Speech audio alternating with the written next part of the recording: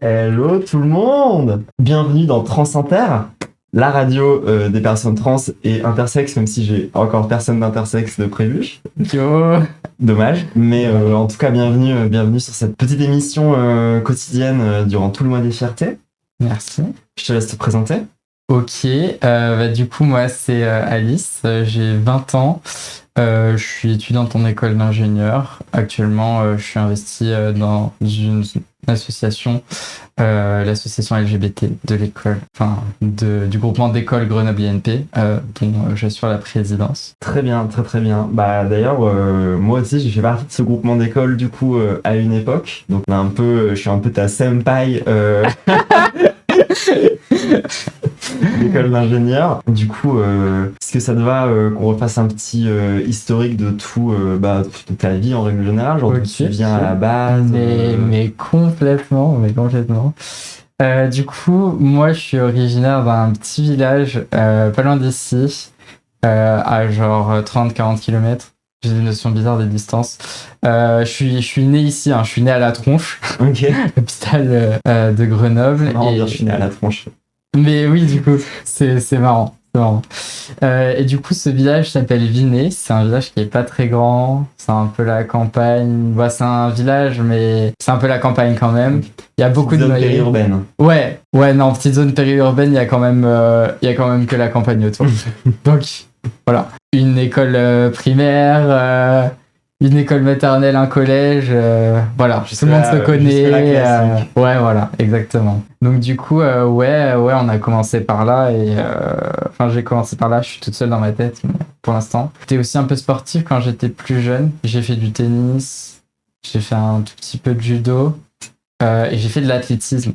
Ça a été après un bon échappatoire, genre pré-transition et tout. Je reviendrai là-dessus et tout. Mais un échappatoire pré-transition, c'est-à-dire? Mais genre un moment où genre j'étais pas trop bien et tout, et le sport c'était un peu... j'étais pas très très sportive, mais ça me permettait quand même d'aller un peu mieux dans des moments où genre ça allait vraiment pas, au début de mon adolescence et tout, parce que genre du coup je vais rebondir là-dessus, mais ça a commencé assez tôt dans ma vie.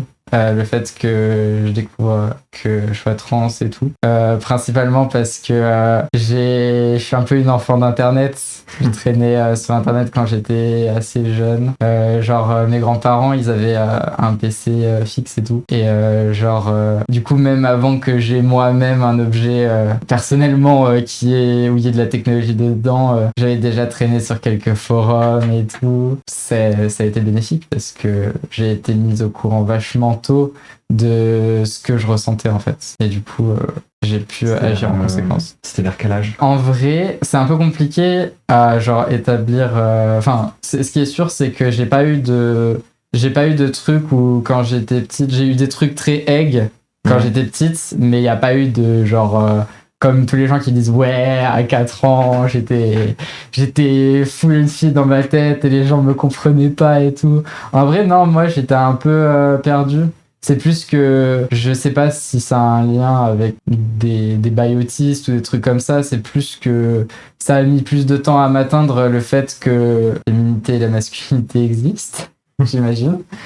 Mais du coup vers j'imagine des bails 11-12 ans en fait, je savais déjà des bails du j'ai pas de chance d'être un garçon, en vrai c'est trop bien d'être une fille, mais de toute façon tout le monde ressent ça. Si tout le monde avait le choix, tout le monde déciderait d'être une fille, right? C'est marrant, t'es pas la première personne à me dire que t'avais ce mindset-là à l'époque. Ma première invitée m'a dit à peu près la même chose. En mode, mais c'est évident, non? Tout le monde veut être une meuf. Bah ouais. Non, en fait, apparemment pas. Non, mais c'est vrai que c'est quand on commence à s'en rendre compte, on se dit, ah ouais. Peut-être je me pose plus de questions. En fait, moi, c'est surtout... je sais pas comment trop expliquer ce mindset. J'étais un peu quelqu'un qui avait full l'angoisse du futur. Genre, je voyais ma vie à 20, à 30 ans ou tout ça, alors que je sais pas, j'étais même pas au collège, je sais pas. Ouais. Quand on est petit et tout, ça arrive de sortir ensemble avec des gens. Et je me projetais déjà avec une meuf dans le mariage et tout. Je sais, dans notre dimension et tout. Mais du coup, en fait, ça m'a impacté vachement tôt le fait de me dire, ouais, en fait, il y a d'autres solutions. Quand je serai plus grande, je ferai un peu ce que je veux et je mettrai les jupes et tout. Et après, j'ai intériorisé de baiser parce que du coup, j'en ai vraiment jamais parlé à mes proches de tout ça. C'est en me renseignant sur le fait que genre c'était possible, genre c'était un truc, les mineurs trans existaient. Mais l'alignement des astres, un peu début, milieu de mes 13 ans. En fait, genre quand j'avais 13 ans, je voulais programmer et tout. Ouais. Et du coup, il y avait ma famille qui s'était cotisée pour m'acheter un PC portable. Et là, du coup, j'avais l'accès à la technologie et j'ai découvert que j'étais trans du coup grâce à Internet. En fait, merci Internet. Ça m'a aidé à faire le pas final et me dire ok, c'est ça. Oui, parce que c'est un truc que j'ai l'impression que pas mal de gens oublient, c'est qu'on ne naît pas avec toutes les connaissances sur la transidentité en fait. Hein. C'est pas parce que t'es trans que tu sais déjà exactement comment c'est quoi les bails en fait. Il faut que tu les apprennes comme tout le monde. Et pour ça, Internet, c'est une porte d'entrée fantastique. Mais oui. Non. Donc du coup, t'as eu ton premier ordinateur vers 13 ans. Ouais. Et là, t'as dig immédiatement le lore trans à partir de là. J'avais déjà un peu de lore trans grâce à d'autres trucs parce que j'avais déjà des objets technologiques un peu avant et tout. Je savais déjà pas ce que c'était des personnes trans ou même LGBT et tout, j'en avais pas trop d'idées. Mais j'avais vu des bails un peu transphobes et tout, et du coup j'avais une idée un peu bizarre de la transidentité. J'étais en mode ouais, il y a un peu des mecs qui se déguisent, c'est trop bizarre ou je sais pas quoi.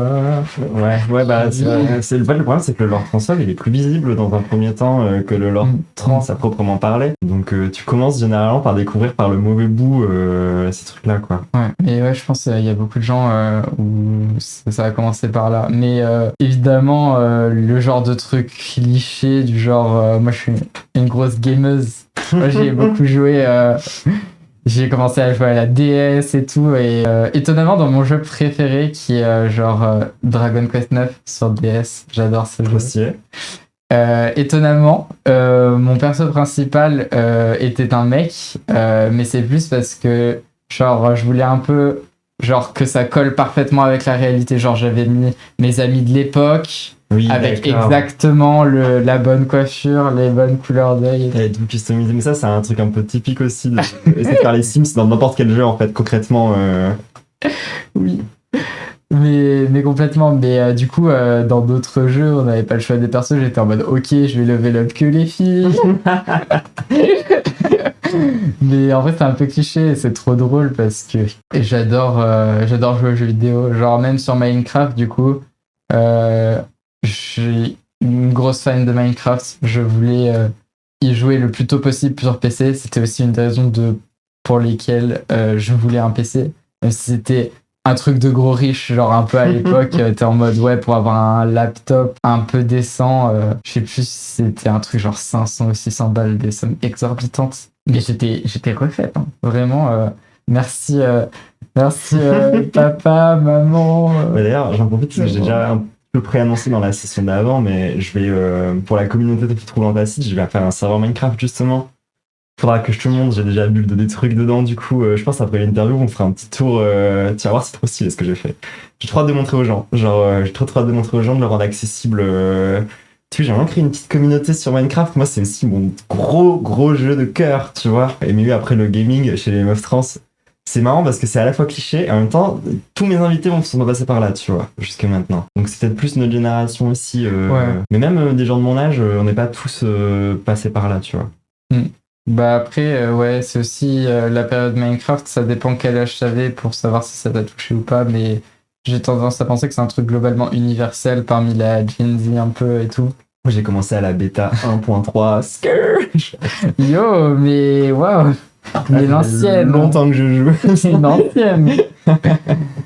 Mais ouais, non, en vrai, si j'avais eu le matériel avant, mais j'aurais aimé Minecraft, mais Day One. Mais je regardais les vidéos, la Cité des Sables et tout. Ah, trop stylé. Moi, je jouais encore à l'époque où il était en Flash. Mais ouais. Je te jure que c'est vrai. J'ai découvert le jeu en Flash parce qu'à l'époque, tu pouvais jouer à Minecraft. C'était comme ça qu'il était dispo en bêta, tu vois. Oui. Non, mais vraiment, moi, je suis aussi à fond dans le cliché. Hein. Ça, y a pas de souci. Programmeuse de Minecraft, je coche toutes les cases de la transidentité. Hein. Mais ouais, il y a d'autres jeux un peu clichés par lesquels je suis passé aussi, pour ne citer que Osu. Ça, c'est vraiment le lore sombre. Ouais, non, ça c'est de l'or sombre, mais Céleste, voilà. Mais après, c'est des bons jeux, Ah bah oui. overall. Donc, mais c'est parce qu'on a bon goût. Oui, Donc, en règle générale, on a bon goût dans la commune. mais en vrai, les jeux vidéo, c'était un gros truc. Même Isaac, beaucoup de Isaac pour moi. Ok. Dans mes périodes de collège, surtout. Parce que du coup, je vais raconter le lore un peu le plus gros de ma vie, qui est le collège. Parce que du coup, je me suis out à mes parents et à mes potes de l'époque quand j'avais 13 ans. Donc, Chapeau, on était hein. en 2016. Faut quand même avoir un sacré courage. Pour mettre en contexte, genre j'ai été out pour beaucoup de facteurs. Genre il y a beaucoup de meufs trans, même si leur entourage est safe et tout, elles se out bien plus tard parce que de un, il y a l'hésitation où t'as syndrome de l'imposteur fois 1 milliard, t'as ton entourage qui peut être du coup pas friendly, mais même si c'est friendly, il y a tout un tas de facteurs internes qui peuvent te Bah repousser oui. à le faire. Puis tu sais jamais en fait, genre les gens sont aussi woke qu'ils le disent, puis après quand ça les concerne directement, tu connais jamais vraiment la réaction qu'ils vont avoir. Mais ouais, il y a énormément de ça. Et en fait, le truc, c'est que j'ai eu la chance d'avoir un entourage. Cette meuf, Maëlys, elle a fait son coming out lesbien en même temps que moi, j'ai fait mon coming out trans au collège. Et en fait, on s'est aperçu petit à petit que dans notre groupe de 6, au collège, il y avait que des personnes LGBT. Ok. Trois meufs lesbiennes, un mec bi, moi qui étais trans et tout. Donc on s'en est aperçu plus tard parce que les gens ont fait leur coming out au fur et à mesure. Mais du coup, ça m'a servi de tremplin, quoi. Ok. Je pense Bah c'est bien, en oui, grosse d'être partie pourquoi je suis out, enfin pourquoi j'ai été out à l'époque et tout machin. Du coup, aussi l'autre raison pour laquelle genre j'ai été out assez tôt, c'est que en vrai, c'est propre à plein de personnes, genre d'être très déprimé très facilement. Mais en vrai, j'étais vraiment dans une période de ma vie où genre c'était un peu genre juste un fil et j'étais un peu en mode en vrai, je m'en bats les couilles, même si je fais de la merde, ça sera mieux. Et du coup, j'étais en mode, bah, je m'en fous, je transitionne direct, je m'en bats les couilles et tout. Bon, en vrai, ça s'est pas du tout passé comme ça parce que, genre, en 2016, tu transitionnes pas quand tu veux, Non. tu transitionnes pas comme tu veux et tu transitionnes pas où tu veux. Et ça, c'était un vrai truc. Genre, en fait, mes parents, ils m'ont accepté direct en tant que meuf trans et tout, mais ils savaient pas du tout ce que c'était. Enfin, ce qui est logique, il y avait vraiment très peu d'informations dessus. On est allé voir une psychiatre parce qu'en gros mon père il a une amie où toute sa famille est un peu dans le game de la psychiatrie et tout, et en fait de fil en aiguille on a eu les bonnes redirections. Genre une fois on a eu la mauvaise redirection avec quelqu'un qui m'a dit ouais de toute façon ça va passer mais attendez 18 ans pour transitionner et tout, je sais pas, et du coup j'étais en mode ok, mais au moins il m'a pas dit des trucs plus horribles que ça, il m'a juste dit attendez pour transitionner. J'étais en mode non. Parce que non pas, genre mais c'est plus oui. compliqué en fait, plus on attend. Mais surtout, en fait, j'avais cette vision, comme je disais du coup en début d'interview, j'ai eu une puberté un peu précoce. C'est super important pour la suite de ce que je vais dire.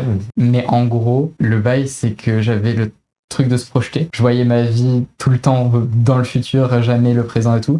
Du coup, j'étais en mode, si je transitionne pas ultra vite, je vais avoir de la pilosité faciale et ça va me mettre dans la merde et genre je vais avoir besoin de séances d'épilation laser et tout. Genre je voyais vraiment des trucs que genre t'es pas censé te poser des questions tout de suite, mais j'étais en mode en vrai il faut que je speedrun le truc parce que sinon ça servira à rien ou je sais pas quoi. Donc du coup de médecin en médecin on arrive à une endocrinologue sur Lyon, je me souviens plus de son prénom, ça tombe bien, c'est bien pour l'anonymat et tout. Ouais.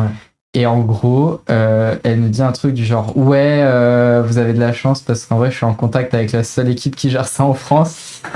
Et du coup, j'étais en mode yes. Et en fait, la seule équipe qui gérait ça en France, c'était à l'hôpital Robert Debré à Paris. Il y avait justement un médecin, enfin une endocrinologue plus une pédopsychiatre qui gérait la cellule et tout, qui faisait les prescriptions et tout ça. Parce que je précise aussi que j'étais allé à Rita à l'époque, qui est une association grenobloise. Rita, c'est une association qui fait de l'accès aux soins pour les personnes trans principalement. Voilà. Et en fait, j'y étais allé et il m'avait proposé de faire un peu des trucs en pirate et tout. Et en fait, il y a une donnée assez importante. En vrai, je suis boursière, genre, on n'est pas trop dans le besoin, mais quand même un peu. En vrai, on fait pas trop ce qu'on veut financièrement. Du coup, j'étais un peu en mode ouais, alors payer des hormones, pas trop chaude. Mais en vrai, passer par la Sofect et tout, c'était peut-être pas non plus les good vibes. Ok. Et du coup, là, je vais y venir, mais genre dès un peu les premiers rendez-vous, j'ai un peu senti la vibe de comment ça allait être. Globalement, moi, j'étais pas bien dans ma vie juste parce que, genre, socialement, je pouvais pas être une fille et tout. Mais en fait, le truc, c'est que c'était une époque où, enfin, encore aujourd'hui, on a des parcours qui sont ultra médicalisés, psychiatrisés et tout. Ouais. Il y a du validisme de baiser de partout et tout. Mais à l'époque, c'était vraiment un autre délire. C'est-à-dire que, genre, les premières fois où, genre, j'ai parlé seul à seul, parce qu'en fait, il y avait une partie avec les parents, il y avait une partie où, genre, les parents y partaient, et tu parlais en seul à seul avec les pédopsies, et c'est vrai qu'on m'a dit des trucs wild, du genre, t'as pensé enfin, t'as fait combien de TS, et des trucs comme ça, et genre, Ah oui, d'accord. et genre, c'est quoi, t'as quoi niveau dispo et tout. Je m'y attendais pas trop. Bizarrement, alors que en vrai, j'étais jeune aussi. Ouais. Je suis allé un peu à l'aveuglette et je savais pas trop sur quoi j'allais tomber. Je voulais juste de l'assistance. Petit point vocabulaire. TS, c'est pour tentative de suicide. Et dyspho, c'est pour dysphorie de genre. C'est quand une personne trans se regarde dans le miroir et qu'elle pète un plomb parce qu'elle ressemble pas au genre qu'elle aimerait être. Ouais, c'est même par rapport du coup à des particularités physiques que tu peux avoir à cause de la testo, des caractéristiques sexuelles secondaires ou... Ça peut aussi parfois être purement social en fait, dans le sens où simplement le fait d'être traité comme un garçon par exemple, ça peut faire beaucoup de mal et ça peut provoquer une dysphorie de pourquoi est-ce qu'on attend ça de moi Enfin, la dysphorie c'est très large. Ouais, c'est vraiment un terme super large. Et du coup, il y avait grave un bail où, en fait, je crois que j'ai compris dès le début, si je leur montrais pas que j'allais mal, je n'allais jamais recevoir d'assistance de quoi que ce soit. Et en fait, du coup, au début, j'étais juste en mode, bon bah ok, je vais dire 2-3 trucs, je vais genre forcer un peu le trait et ça va passer. Et en fait, il y avait des consultations une fois par trimestre. C'est-à-dire que c'était remboursé par la Sécu, les trajets et tout. Genre, il y avait un parent qui pouvait m'accompagner et c'était remboursé le train et tout. Heureusement, vu le prix pour aller à Paris, surtout tous les trimestres. Et en fait, du coup, ça a fait un peu ce rendez-vous récurrent où en plus, je ratais l'école. Moi, je suis un peu une nerd et tout. J'aimais bien l'école en vrai. Enfin, j'aime bien être en cours. Ouais. T'avais peur de reprendre du retard aussi. Mais après, je vais expliquer des trucs par rapport au collège. J'aimais juste être en cours, pas le reste. Mais après, ça, c'est le cas de tout le monde en vrai qui était bien au collège, genre personne. Oui. Mais ouais, du coup, une fois tous les trimestres, quand t'as 13 ans et que tu sais pas que tu vas faire ça une fois tous les trimestres jusqu'à tes 18 ans, en vrai, j'étais pas dans le bain right away, quoi. Et du coup, en fait, un peu de séance en séance, bah moi, mon mental s'est amélioré clairement. Genre, ça allait bien. Enfin, ça allait pas bien pendant la période de la 4e. Parce qu'en gros, j'ai fait mon coming out au début de la 4e, à mes parents. Et du coup, j'ai fait... chez moi, j'étais entre guillemets une fille et à l'école, je continuais d'être... Ouais, t'as fait une transition sociale par étapes, quoi. D'abord dans ta famille, puis après au collège. Parce que tout le monde m'a dit autour que c'était ce qu'il y avait de plus safe. En vrai, mentalement, c'était pas safe du tout, mais bon, je vais faire comme ça, j'ai fait comme ça. Et c'était aussi le moment pour moi de changer de prénom sur ma carte d'identité. Ce qui m'a pas pris longtemps. Du coup, ça, c'est le petit fact. Je m'appelle Alice parce que en fait, c'est mon petit frère qui a choisi mon prénom. Et en vrai, c'est trop chou. Genre, il était ultra jeune et tout. Et il a choisi que je m'appellerais comme ça. Donc, je m'appelle Alice. C'est trop mignon. Et mes deuxième et troisième prénoms, c'est la classique de l'époque. On féminise le deuxième et le troisième prénom. Je m'appelle Alice Jeanne Aline. Ok, d'accord. Voilà.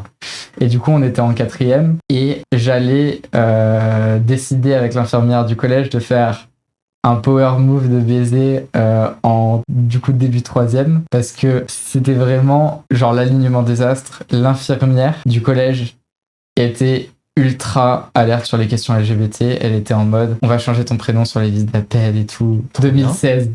Trop bien. Alien, on est dans un village un peu... il y a 4000 habitants à Vinay. Hein. Le début de la 3e, il y a genre des meufs qui font une intervention un peu bancale dans ma classe et tout. Parce que les gens sont pas renseignés, ils sont en mode ouais, du coup, en fait, il y a le cas spécial d'une élève trans, alors son ancien prénom c'est ça. Ah, mon prénom c'est ça. Immédiate. Mais non, mais les gens ils se rendent pas compte. Même moi j'étais contente, alors qu'en vrai, on m'a. Enfin, oui, si vous saviez pas, ça se fait pas du tout de dire le prénom d'une personne avant sa transition. Faut vraiment éviter de le faire au maximum. Je précise pour les gens quand même, parce que tout le monde n'est pas forcément conscient de ça. Mais complètement. Complètement. Et là, du coup, c'est un peu le monde où il y a une personne trans à Vinay. Ok. Les gens le savent. Dans les rues, il y a quelqu'un de trans. C'est un événement, quoi. C'est bizarre. Enfin, c'est pas que c'est bizarre, mais genre à l'époque, personne, vraiment, les gens ne savent pas. Alors, on est en 2016. Et moi, je suis en mode, genre, je me souviens de 2016, je me dis, mais non, c'est pas possible. Genre, il y avait quand même un peu d'informations, mais en vrai, pas tant que ça. Je remonte un peu et je me dis, je sais pas. Mais après, il y a aussi un effet de, si on traîne dans des milieux queer et tout, évidemment, il y a beaucoup plus de gens en pourcentage qui sont au courant de ce que c'est. Oui. Un peu wild. Et du coup, j'ai vécu ma meilleure vie. T'es sous décapeptile et tout. T'es donc le décapeptile qui est l'anti-androgène, genre le plus efficace. Genre, j'avais une barbe et tout, et je regrette. C'est vrai que ça, c'est vraiment trop bien. Oui, genre vraiment, j'ai conscience, genre, de tous les jours de ma vie, de la chance que j'ai. Je kiffe chaque jour, chaque seconde de ma vie et tout. Et aussi, par rapport à ma taille, je fais 1m64. Et du coup, oui, exactement. On est là. Voilà, je suis grave contente. Mais en vrai, du coup, là, j'ai attaqué un peu par le positif. Bon, il y avait quelques trucs négatifs. Mais en vrai, je vais un peu raconter mon collège. Avant le collège, du coup, on est dans un monde où tout le monde se connaît. Ouais. Déjà, j'avais des comportements qui passaient pas inaperçus. J'étais un peu... Bah, vas-y, c'était des comportements un peu autistes et tout. Et du coup, déjà, c'était un peu vu bizarrement, mais j'avais des potes et tout. Et j'avais un super pote. Genre, j'étais prête à faire du foot avec lui et tout, alors que j'aimais pas. En fait, c'était une personne qui était ultra peu en insécurité de fou sur ses relations amicales. Du coup, vu que c'était mon meilleur pote et que je lui racontais tout, bah lui, pour se sentir un peu supérieur et tout, il racontait un peu tout ce que je lui disais aux gens qui de base m'aimaient pas trop, et ça a créé une vague de harcèlement un peu chiante. Genre, on m'a souvent dit PD ou des trucs comme ça. Mais après, j'étais pas spécialement féminine et tout, mais, Non, mais bon, c'était des trucs, ça m'atteignait quand même parce que voilà. Et puis ça fait chier quand tu te confies à quelqu'un, il y a un truc de confiance qui est brisé. Et ça, c'est un truc qu'on néglige aussi souvent dans le harcèlement scolaire, c'est le fait que le harcèlement, c'est pas que les brutes, c'est souvent aussi à l'intérieur des groupes d'amis. Et parfois, c'est des gens beaucoup plus proches que ce que tu pourrais croire qui viennent te harceler, quoi. Ouais. Mais du coup, il y avait des trucs dans les vestiaires des mecs et tout. En vrai, c'était pas ouf. Et en fait, le fait que je fasse mon coming out, c'était à la fois... En fait, le harcèlement, c'est amplifié entre la 5e et la 4e. Le fait que je me out, ça a été à double tranchant parce que j'avais du personnel administratif qui était avec moi. Le CPE était gay et du coup, il était en mode je connais la communauté LGBT, j'adore Alice et tout, machin, ou je sais pas quoi, je fanboy monsieur. Non, mais il était incroyable. Enfin, il exerce toujours là-bas, mais voilà. Du coup, j'avais l'admin de mon côté, mais il y avait pas que les élèves harceleurs de l'autre côté, il y avait aussi les parents d'élèves. Ah ouais?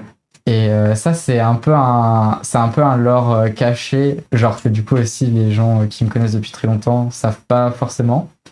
Parce que déjà j'en avais parlé beaucoup et surtout je me dis c'était principalement de la désinformation et tout. Principalement au fait, justement avec l'athlétisme, que en 3e j'ai couru pour le cross en tant que fille. Ok. Et donc là, il y avait déjà eu la chute de testo. Donc j'avais plus d'hormones dans le sang parce qu'à 13 ans, bah, j'avais pas accès aux ostros. Ouais. Et en vrai, j'étais grave affaibli aussi mentalement et physiquement parce que en vrai, ça te tabasse. Le fait d'avoir le harcèlement, mais aussi le fait d'avoir ni ostro ni testo dans ton sang. Ouais. Oui. C'est un truc qu'on sous-estime de fou. Mais j'ai vécu 2 ans et demi où j'avais ni testo ni ostro et j'étais genre au milieu de mon adolescence. Et en vrai, j'avais peu d'énergie. Je comprenais pas pourquoi j'avais peu d'énergie, mais je suis un peu conne aussi. Mais je stoppe divaguer, j'ai couru au cross féminin et donc je faisais toujours beaucoup de l'athlétisme. Pour référentiel, on mesure un peu les aptitudes en VMA, en athlétisme. Ça veut dire vitesse maximale aérobique, je crois, je sais plus. Ça me dit quelque chose, donc c'est que ça doit être ça. Et en gros, faut savoir que c'est genre la vitesse à laquelle tu peux courir pendant 5 minutes au maximum de tes capacités. Et genre, avant ma transition, j'avais une VMA de 15-16. j'ai refait du coup le test de VMA en début 3e et j'étais à 10. Ouf. Ah, ça fait mal. Et du coup, le cross féminin, je suis arrivé 8e du cross. Du coup, je m'en souviens encore parce que c'était un gros accomplissement parce que j'avais encore un peu la vibe sportive et tout. Après, c'est un peu disparu plus tard, mais j'étais trop contente. Sauf qu'il y avait des parents d'élèves qui étaient en mode ouais, il y a un garçon qui a volé des places aux filles et tout, trop bizarre. Cancel. Et voilà. Mais ça s'est arrêté là. Mais il y avait d'autres trucs de parents d'élèves où il y avait l'administration qui avait reçu des messages comme quoi je devais surtout pas aller dans les vestiaires des filles et tout ça. Et en fait, mes potes de l'époque m'ont soutenu à mort. Je parle surtout du coup de mes potes à Fab et tout. Parce qu'elles étaient en mode laissez Alice aller dans les vestiaires des filles et tout. Fab, ça veut dire né assigné femme à la naissance. Et du coup, j'ai fini par aller dans les vestiaires des filles et genre avoir de l'euphorie, genre de baiser. Et être trop contente en mode let's go! Tant mieux, hein, parce que putain, les vestiaires pour garçons, quand t'es un peu cuir, mais quel enfer, genre, c'est une catastrophe. Hein. Déjà, c'est sans vouloir trop m'étaler, c'est un centre pour tout ce qui est agression, même un peu sexuelle, quoi, et même de la violence physique et des trucs du genre. Enfin, ça claque fort une serviette en fait, hein, quand on l'utilise bien. Mais il y a tellement il y a du lore caché qui est pas ouf dans les toilettes des mecs aussi. J'y pense parce que genre il y avait un peu ça nous dans notre collège, genre les toilettes des mecs c'était un endroit un peu wild. Du coup je me retenais et je l'ai pas aux toilettes. Mais ça je pense plein de gens en vrai t'allais aux toilettes genre juste chez toi parce que sinon c'était la misère. Ça. De toute façon au début de la transition. Moi j'étais un peu dans les bois et tout, quoi que ce soit aussi, enfin dans les bois, dans la campagne aussi quand j'étais petite. Et parfois, je sais, quand j'avais 1 ou 2 heures de perm de libre, soit je rentrais chez moi pour aller pisser, soit j'allais dans la forêt derrière ou quoi que ce soit, tu vois, parce que le bad absolu, en fait, juste l'enfer de ces endroits. En fait, c'est déjà pas facile quand il y a des adultes, mais dès qu'il y a plus personne pour surveiller, ça peut devenir horrible, quoi, vraiment très vite. Il se passe des choses, hein. Il se passe des choses dans les toilettes des mecs, il y a des trucs non dits. Ouais, c'est un peu un truc de bébé. Et du coup, ça, c'est le collège, en gros. Et le gros truc au collège, un peu qui fait un peu le lore de ma vie, c'est que tu compenses de fou au début de ta transition. Genre, je veux faire tout ce qui est féminin le plus possible pour être reconnu le plus vite possible. Comme Hey, I got peer reviewed, I'm a girl. Et du coup, j'avais un peu ma hétérophase pour le contexte. Je suis très très très lesbienne, très polia. J'ai du mal à ne serait-ce que faire des câlins à quelqu'un de male presenting et tout, c'est un peu compliqué. Et du coup, à l'époque, il y avait ce gars du coup dans notre groupe LGBT qui subissait un peu du harcèlement à l'intérieur de notre groupe. Parce qu'à l'intérieur de notre groupe, il y avait des gens qui allaient vraiment pas bien, notamment je vais dire ça, c'est wild. Il y a une des meufs du groupe qui avait envoyé des dessins de ce mec mort dans sa boîte aux lettres. Moi, c'est des vraiment dark. C'est du harcèlement de collégien, en fait. Hein.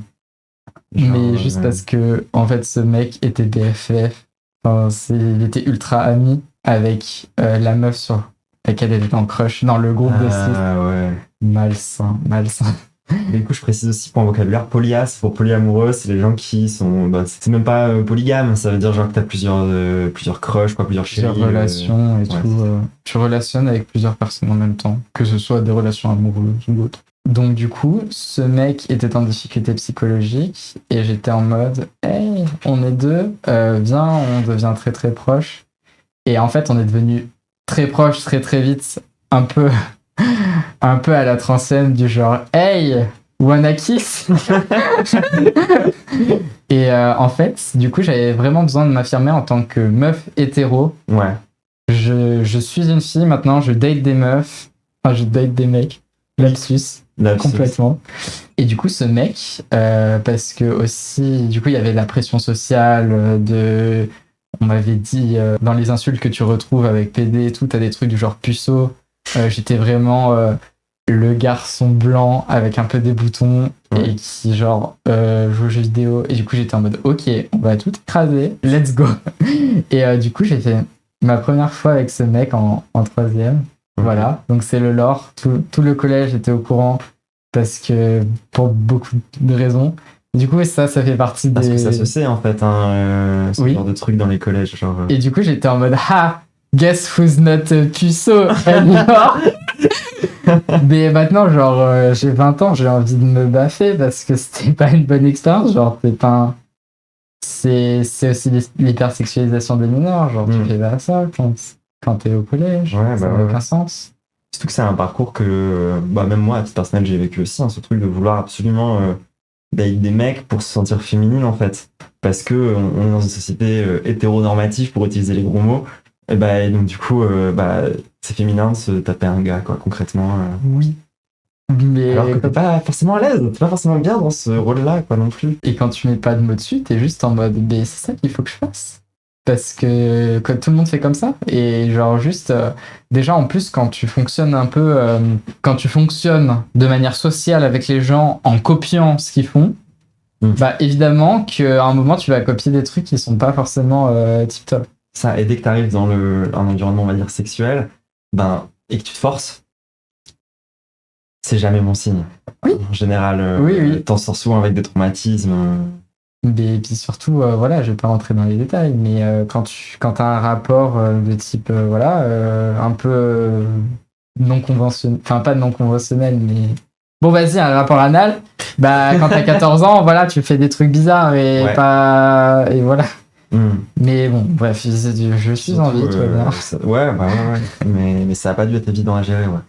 Mais en fait, le truc, c'est que du coup, j'avais l'impression de m'être trouvé un truc à moi-même. Après, on était en couple avec le gars, j'étais en mode, maintenant, je suis Alice, je date des mecs, je porte des robes et tout, respecte-moi.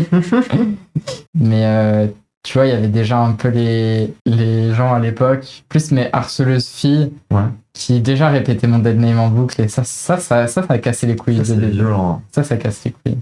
Parce que l'admin pouvait pas y faire grand chose, parce que c'est subtil, c'est à la fin d'un cours, il y a du bruit, c'est dans les couloirs, il n'y a pas de caméra, c'est dans les toilettes, on va pas aux toilettes, je suis quasiment jamais allé. Bref, on en est là et je passe beaucoup trop de temps sur le collège ou je sais pas quoi, alors qu'il y a plein d'autres trucs. Mais je vais finir par parler que du collège. Mais bon, bref, en gros, j'ai date ce gars et bon, ça s'est fini assez brièvement parce qu'en fait, il y avait plein de meufs du groupe qui étaient jalouses et qui m'ont fait un peu de la manipulation pour que je le quitte parce qu'elle voulait se l'accaparer, mais genre en tant que pote, un peu. C'est spécial. Mais du coup, d'accord. Ça a marché sur moi parce que j'étais faible et voilà. Vulnérable plus que faible en vérité. Oui, j'étais vulnérable. Parce que moi, je trouve pas ça faible de devoir transitionner aussitôt, tu vois, par exemple. C'est quand même faut le vouloir, quoi, surtout quand t'as déjà connu un peu de harcèlement. Mais en vrai, du coup, ça m'a un peu affaibli la transition. Psychologiquement vis-à-vis du fait que je voyais souvent des médecins qui me disaient, ils me le disaient pas directement, évidemment personne va te dire ça comme ça, mais en fait dans leur manière d'agir t'es en mode ok, t'as pas des idées noires, tu veux pas faire de TS, t'as pas de DK et tu vas crever. T'as pas envie de mourir, et dans ce cas je ne t'aiderai pas. Mais c'est ça, c'est exactement la mentalité en fait qui était là. Parce qu'en fait, les gens qui transitionnaient ultra jeunes, c'était des gens qui avaient énormément de dysphos et que c'était insupportable. Je veux pas dire que j'avais pas de dysphos, même aujourd'hui j'en ai encore. Mais quand ça va de mieux en mieux, parce que tu fais une transition sociale, même en dehors du DK. Du DK reptile, je sais pas pourquoi je dis DK. Ça fait un peu décaféiné, c'est marrant. Mais voilà, quand t'es là... en fait, ça va de mieux en mieux, donc c'est pas... Mais ça m'a tiré vers le bas. Et franchement, encore aujourd'hui, j'en veux un peu parce que c'est médicalisant, t'as l'impression d'être malade dans ta tête. Psychiatrisant, ouais. Oui, c'est psychiatrisant.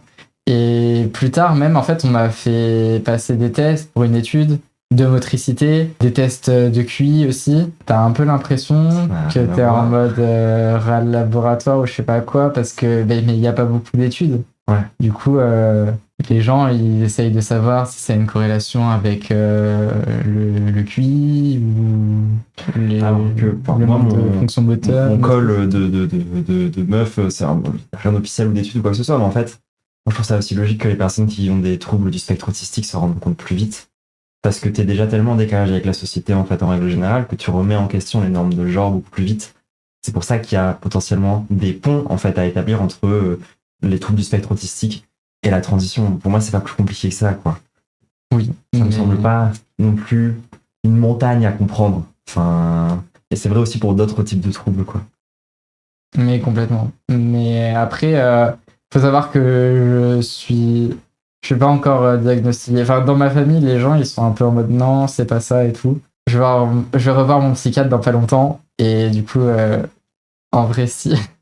Mais après, c'est juste aussi que il n'y a pas trop d'informations, notamment sur la surcompensation et d'autres trucs qui font que il y a des gens qui sont pas diag, enfin c'est validiste et tout par les diagnostics, mais qui se découvrent qui sont sur le spectre autistique.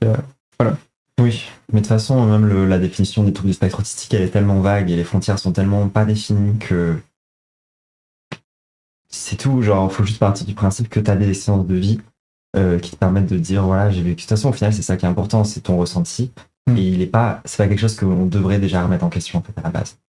Mais complètement, complètement. Et donc du coup, là on a passé le collège. En vrai, j'ai eu des personnes qui étaient très supportives, c'était bien. Passons au lycée. En fait, mon objectif au lycée était le même qu'en école d'ingé, et c'est quelque chose que j'ai réussi à faire. C'est je suis une meuf right away, et je fais mon coming out trans aux gens avec qui je suis un peu plus proche.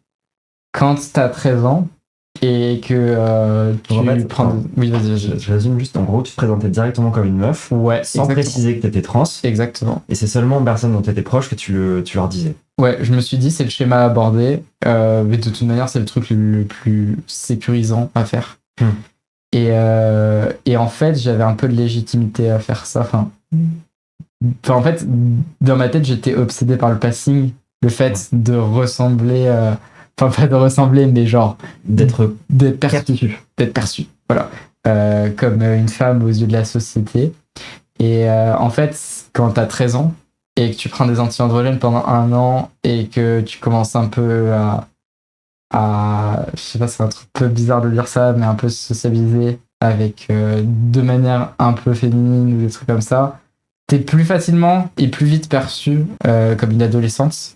Parce que t'as pas trop de traits masculins qui se sont développés à part la voix. Du coup, tu passes beaucoup plus facilement. Parce que tout de suite un bon passing, quoi. Oui, enfin après tout de suite tout est relatif parce que du coup il y avait toute une période où j'étais pas out et genre j'ai commencé à être out et j'avais déjà fait de la transition pendant 6-7 mois quoi. Donc oui. Mais t'arrives au lycée, tout le monde pense que t'es une meuf. Exactement. Dans la classe, tout le monde pense que je suis une meuf. Ils sont pas eu de faire d'espèces de séances pour expliquer aux gens. Parce que là aussi, le contexte, c'est dans ma petite ville, on a juste un collège. Donc là, 2 options s'offrent à moi. Soit je vais dans le lycée de secteur, qui est pas ouf. Soit je vais dans le lycée dans la ville où il y a mes grands-parents, à Voiron, qui est du coup non loin d'ici aussi, mais qui est quand même une ville avec 4-5 fois plus d'habitants. Bah, c'est une vraie ville, en fait. C'est une vraie ville. Et donc, dans un lycée très peu mixte, 3 filles par classe, maths, physique, sciences de l'ingénieur, et ça s'appelle numérique sciences informatiques. Bon, bref, les SP du nouveau bac. Ouais, moi, je connais pas tout ça. Bac S. Oui, bac S, option info ou SI. Et donc, en gros, je me dis, je suis à Voiron, de toute façon, plus personne me connaît. Il y a que 2-3 potes du groupe LGBT qui viennent avec moi, qui m'ont out sans faire exprès à plusieurs personnes. Enfin, pas sans faire exprès, mais genre juste sans mon consentement. C'est pas grave, mais c'est des enfants. Oui, ça m'a fait un peu chier sur le moment. Normal. J'ai pas été out à tout le monde, mais j'ai été out à quelqu'un qui deviendra mon meilleur pote, un gros egg transmasque. Et voilà. Egg, c'est les personnes qui ont pas encore transitionné. Voilà, coucou à lui, il est même pas encore complètement transmasque, mais t'es gâté. Tu te rendras compte que t'es pas non-binaire là, Tim. Non, je vais pas invalider. Non, je suis une merde. C'est pas une merde, ça, on peut faire des blagues aussi. Oui. Oui, non, mais la barbe au mascara. Mais ouais, t'inquiète. Mais donc, voilà, le lycée, le sport. Ouais.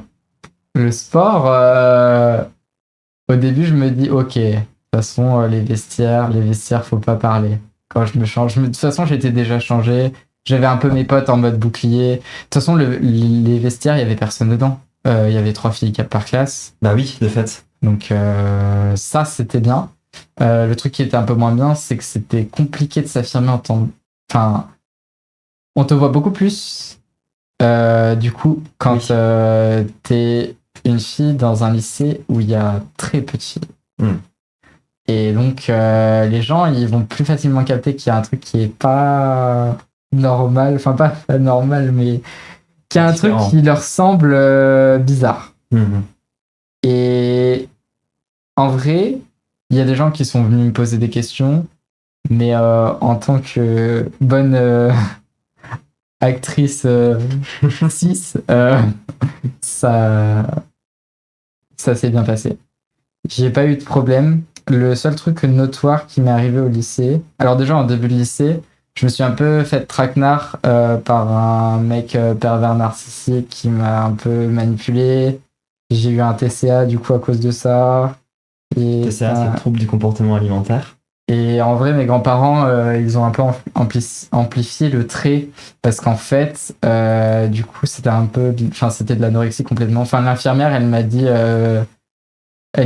tu viens dans mon bureau tous les jours pour savoir ce que t'as mangé. Waouh, voilà. Mais en fait, quand on est des TCA, c'est pas bien de faire ça. Genre, oui.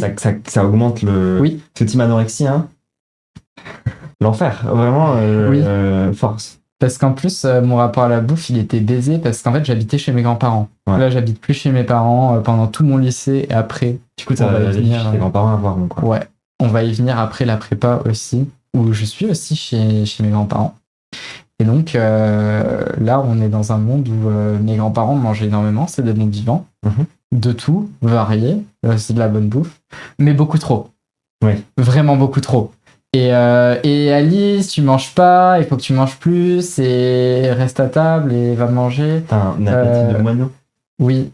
Et du coup, en fait, ça te crée un rapport de baiser à la bouffe. Vraiment, ça te baise la tête.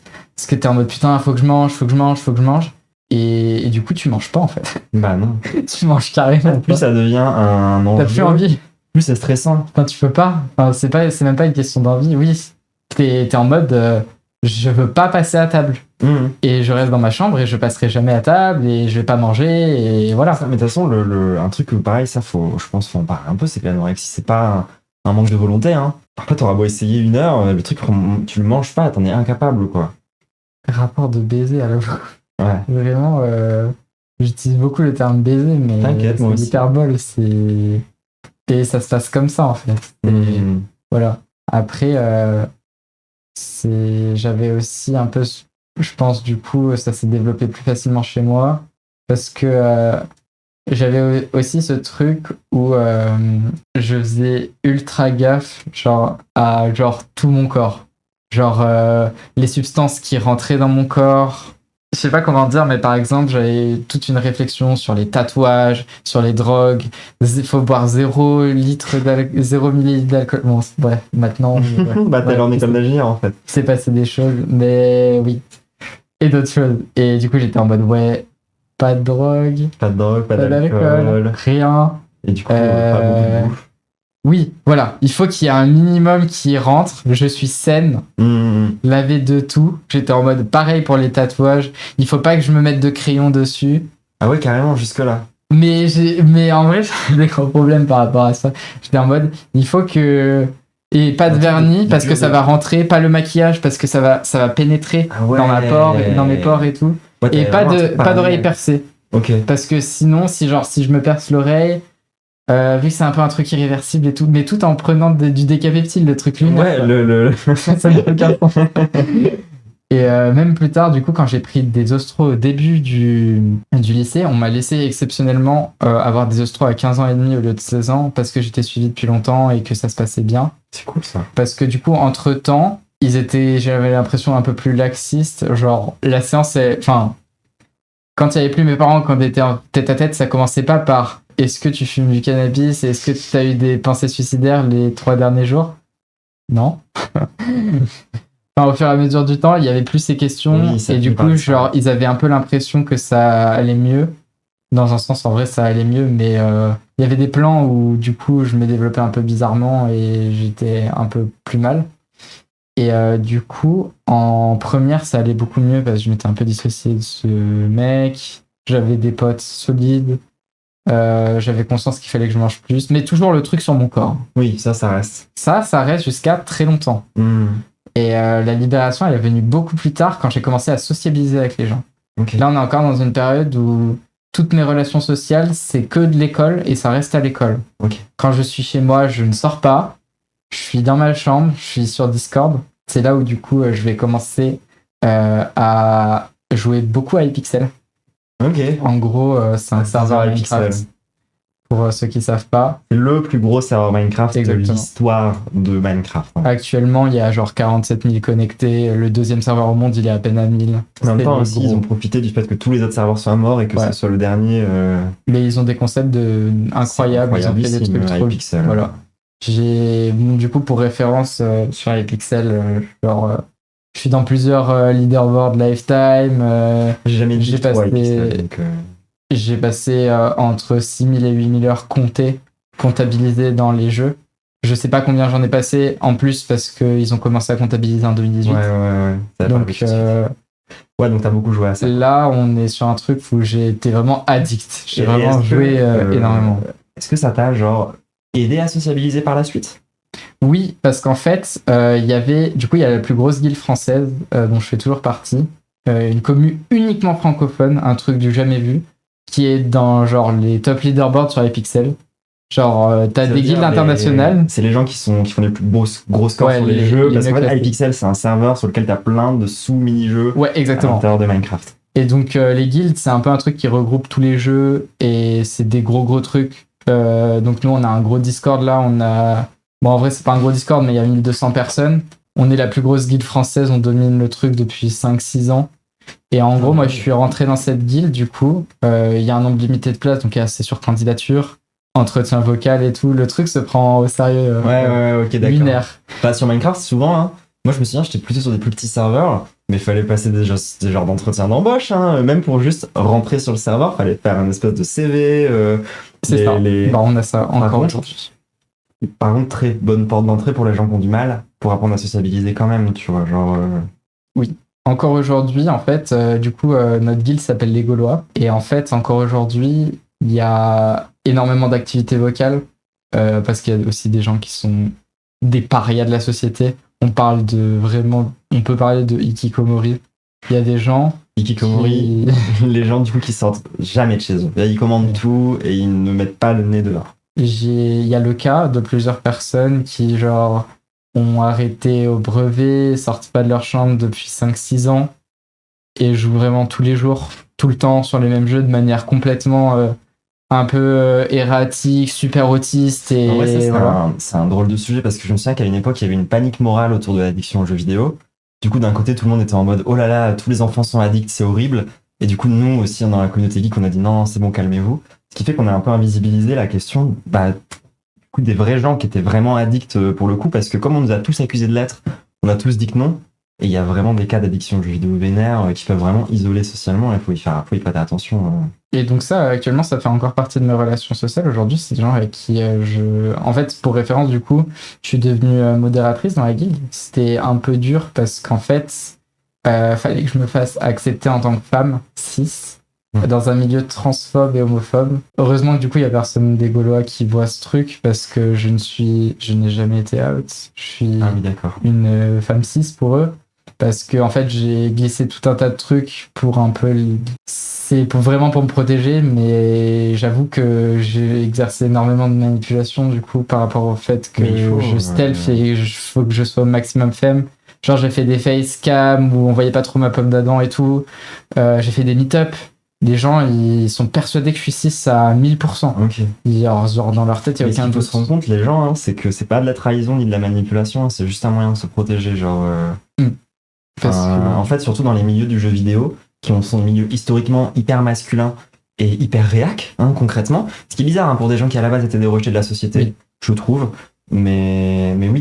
Je jouais tout le temps en Vampire Z sur Epic. J'étais toujours dans les leaderboards. En semaine, je lâchais des 7-8 heures par jour alors que j'avais cours toute la journée. Le truc indécent. C'est ça, j'ai envie de dire vraiment la même. Genre, et en fait, j'étais en vocal tout le temps sur Discord avec mon vieux laptop tout pété et tout. Et genre, j'étais vraiment cette meuf. Et donc évidemment là je sociabilise de baiser sur mon PC hein, parce que du coup avec Victor à l'époque qui était un gars du coup en fac de médecine qui a raté sa fac de médecine bien évidemment parce qu'il jouait plus que moi et en fait Victor est un pédophile. C'est genre j'ai des gros problèmes d'attachement à des gens qui ont des sérieux problèmes et je suis encore attaché à Victor aujourd'hui, je lui envoie des messages alors que c'est horrible. Je suis aussi très proche d'une de ses victimes qui est complètement ma pote, c'est une italienne et tout. Enfin, la classique Discord, genre les gens Ouais, de de toute toute la façon, terre. faut pas croire, hein, Minecraft, Internet. Discord, c'est des endroits sur lesquels les pédos fleurissent. Hein. Mais voilà, et encore aujourd'hui, genre devant la commu, du coup, j'ai été un peu expatrié de cette commu, ça s'appelle le Vampire Z sur les pixels. Okay. C'est genre déjà une commu qui est un peu LGBT de base, mais en fait, il y a eu cette affaire avec du coup Victor qui s'appelait Skies, qui était un gros joueur. Moi, j'étais aussi une grosse joueuse. Et le fait que je prenne position et que je dise je soutiens Victor parce que je connais sa meuf et je sais qu'il est pas comme ça, et voilà. Il avait 22 ans, elle en avait 15. Ouais, mais en fait, quand t'es victime. J'avais 16 ans. J'étais pote avec Victor et je voyais ça. J'étais en mode, j'avais le même âge que la meuf. J'étais en mode, non, c'est ok. Aussi parce que j'ai eu une relation dans ma vie avec une autre personne qui est Ace et tout, qui était bien plus âgée que moi. C'était une relation très particulière et c'était pas de la pédophilie. Et du coup, ça a encore plus accentué le fait que. Sur le coup, t'as pris sa défense. Quoi. Ouais, exactement. Et en fait, aujourd'hui, je me dis quand même qu'il y avait des choses qui. Bah, et puis, de toute façon, comment dire, les pédophiles, c'est aussi des manipulateurs. Donc, c'est normal. Enfin, faut pas s'en vouloir derrière d'avoir été concrètement manipulé, quoi. Tu peux pas t'en vouloir personnellement, quoi, c'est pas possible. Mais du coup, on est en première, je suis en décrochage scolaire. Mes relations, globalement, du coup, c'est que IVL, In Virtual Life. Je sociabilise, du coup, avec beaucoup aussi les personnes du Discord des Gaulois, qui sont vraiment des racistes et des homophobes notoires. Ok, bah pareil, j'allais te dire, c'est pas un peu un nom de facho? Bah en fait, non, même, enfin en vrai, le thème de la guilde, c'est bizarre, c'est un peu familial. On accueille aussi des minorités et tout. Okay. Et c'est un peu bizarre d'être dans des vibes un peu zémouristes, des trucs... Ouais, d'accord. Là, mais encore aujourd'hui, genre, je reste sur mes positions politiques. Genre, j'ai envie de dire que c'est politique. Mais genre, sur Discord, je me laisse pas démonter et voilà. Et les gens sont d'accord pour qu'on soit amis, même si on partage pas les mêmes opinions. Mais je leur ai dit, moi, je trouve qu'il y a ça qui est pas ok. Aujourd'hui, c'est moi qui m'occupe des recrutements dans les Gaulois. C'est moi qui du coup, ça m'a aidé à sociabiliser parce que je fais passer des entretiens vocaux aux gens. Ouais. Donc, c'est ce qui m'a permis de pouvoir avoir une certaine aisance à l'oral et d'arriver à parler aux gens dans la vraie vie. Donc, je remercie les Gaulois par rapport à ça. Mais du coup, encore aujourd'hui, dans la guilde, c'est moi qui m'occupe des problèmes de racisme, d'homophobie qu'il peut y avoir, persistants, et je suis là pour permettre vraiment l'inclusion safe des personnes LGBT. Mais bon, il y a un an et demi, il y a eu le cas d'une meuf trans qui est rentrée dans la guilde, et voilà, ça a fait mon dernier positionnement sur pourquoi je me outerai jamais. Ouais. Parce qu'en fait, la meuf trans, c'était des 12 heures en vocal où ça rigolait sur Fantasy, quoi. Mais toute la journée. Et c'est juste pas possible. En fait, c'est des gens qui sont bêtes. Mais c'est pas possible de changer. De les changer, en fait. Ils sont profondément bêtes. Après 4 ans d'interaction, genre day to day, c'est pas possible. Ok. Et je suis attaché à des gens qui en valent pas la peine et je suis bien un peu ça, mais j'ai une relation sociale bizarre. Voilà, non, mais t'inquiète. C'est normal quand on a un développement bizarre aussi, tu vois. Voilà. Et donc, du coup, en première, décrochage scolaire. Les gens qui sont dans ma famille, ils vont dire que c'était pas un décrochage scolaire parce que j'avais toujours 11-12 de moyenne. Enfin, à la fin du collège, j'avais 20 de moyenne en maths, je faisais jamais rien à l'école. J'étais particulièrement doué pour le système scolaire. Et du coup, ça s'est vu plus tard. Et là, j'étais au lycée. En maths, j'étais quasiment minorante de la classe. Je venais toujours en cours, mais... Je regardais mes stats sur les pixels, sur mon téléphone, j'obsédais sur mon kill death ratio et tout. C'était obsessionnel, quoi. C'était une vraie addiction. Mais oui, il fallait que j'aille parler à Victor tout de suite, après les cours et tout, et voilà. Et il y a eu le Covid. il y a eu le Covid. C'est le moment aussi où, du coup, Pendant que l'obsession. j'étais en première, du coup. Ouais, pendant que j'étais en première, je suis la génération 2003, du coup. Du coup, il y avait le bac de français et tout qui me stressait parce que bah, j'allais rater ma vie. J'allais pas rater ma vie, mais j'allais rater mes études et je viens d'un milieu quand même un peu prolo. Et du coup, fallait quand même que je fasse des études. Hein. Mes parents, ils m'ont fait comprendre que j'avais des capacités et qu'il fallait que je les exploite. Parce que sinon, j'allais Avoir une vie de merde. être guichetière à la poste comme Ouais. Et du coup, j'étais en mode, bah oui, je veux avoir un métier qui paye bien et qui est pas trop demandant en ressources, enfin, surtout bien payé, mais bref. Bah, c'est ce truc de faire des diplômes pour avoir une vie plus facile, quoi. Exactement. Vraiment, Et donc, le lycée, les maths, ça va pas, alors que je suis dans un cursus scientifique et c'est la base de tout. Même la physique, ça va pas. L'anglais, ça va très bien, comme d'hab. J'ai toujours entre 19 et 20 de moyenne pendant tout mon Excel cursus. aussi, aide forcément à parler anglais, je veux dire. Oui. Bah déjà j'avais fait un concours quand on était au collège, j'avais été très bien classé, je crois que j'étais dans un top 2000 en France ou un truc comme ça.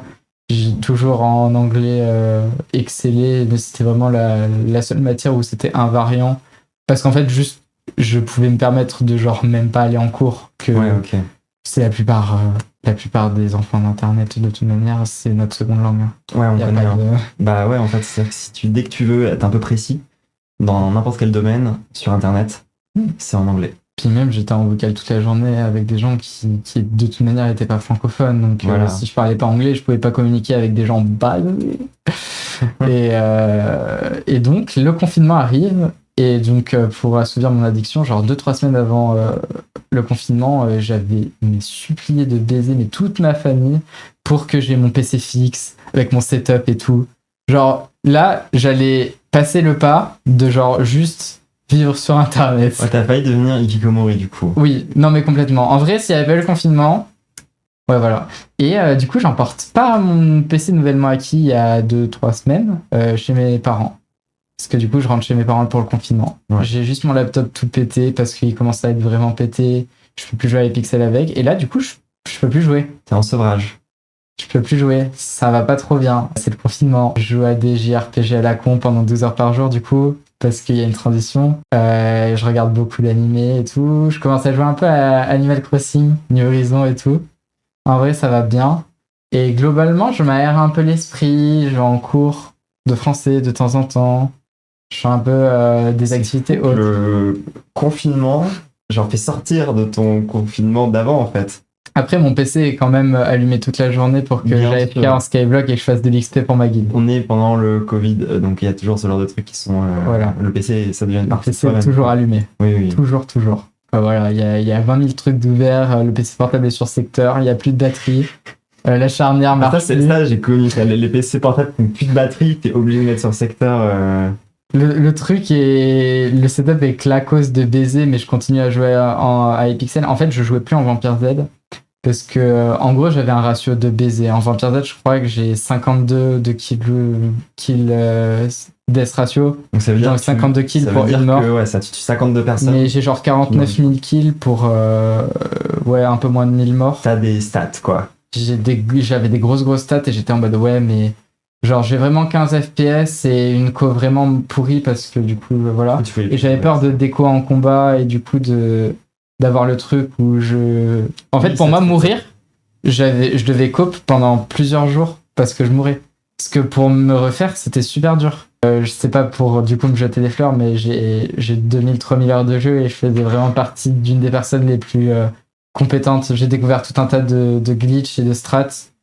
Et donc, en gros, j'étais considérée comme une grosse joueuse. Et du coup, les cheaters, ils venaient souvent parce que c'était un peu un cloud Ouais, d'avoir le screen avec moi qui meurs. Ok, d'accord. Et du coup, tu cours pendant 6-7 minutes et l'adrénaline, elle est au max. Et moi, je joue ma vie.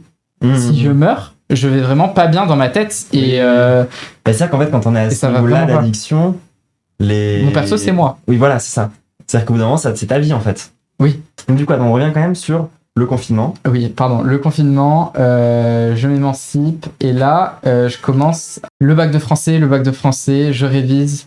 Il y a le confinement, on sait pas encore s'il va y avoir de bac ou pas. Et ma prof de français me dit waouh, t'as fait des progrès incroyables et tout.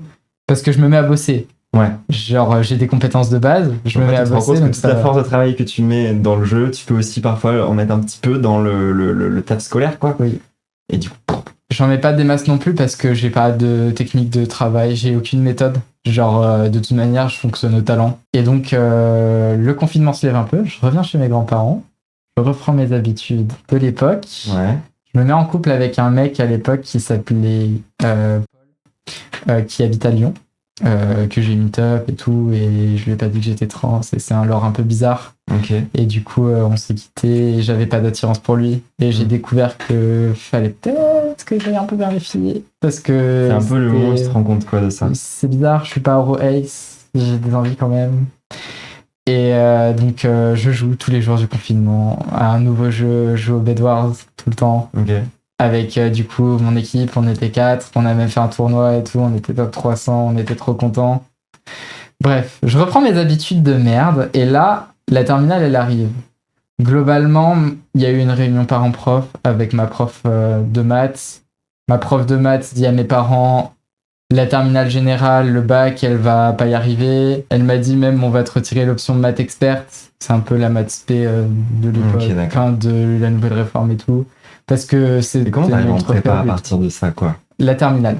C'est la terminale qui a tout La changé? terminale, je suis toujours dans une classe, en gros, dans mon lycée, il y avait des classes un peu spécifiques, de type un peu élitiste, où ils regroupaient tous les profils un peu atypiques et ils essayaient de mettre des profs de baiser. Ouais, ok.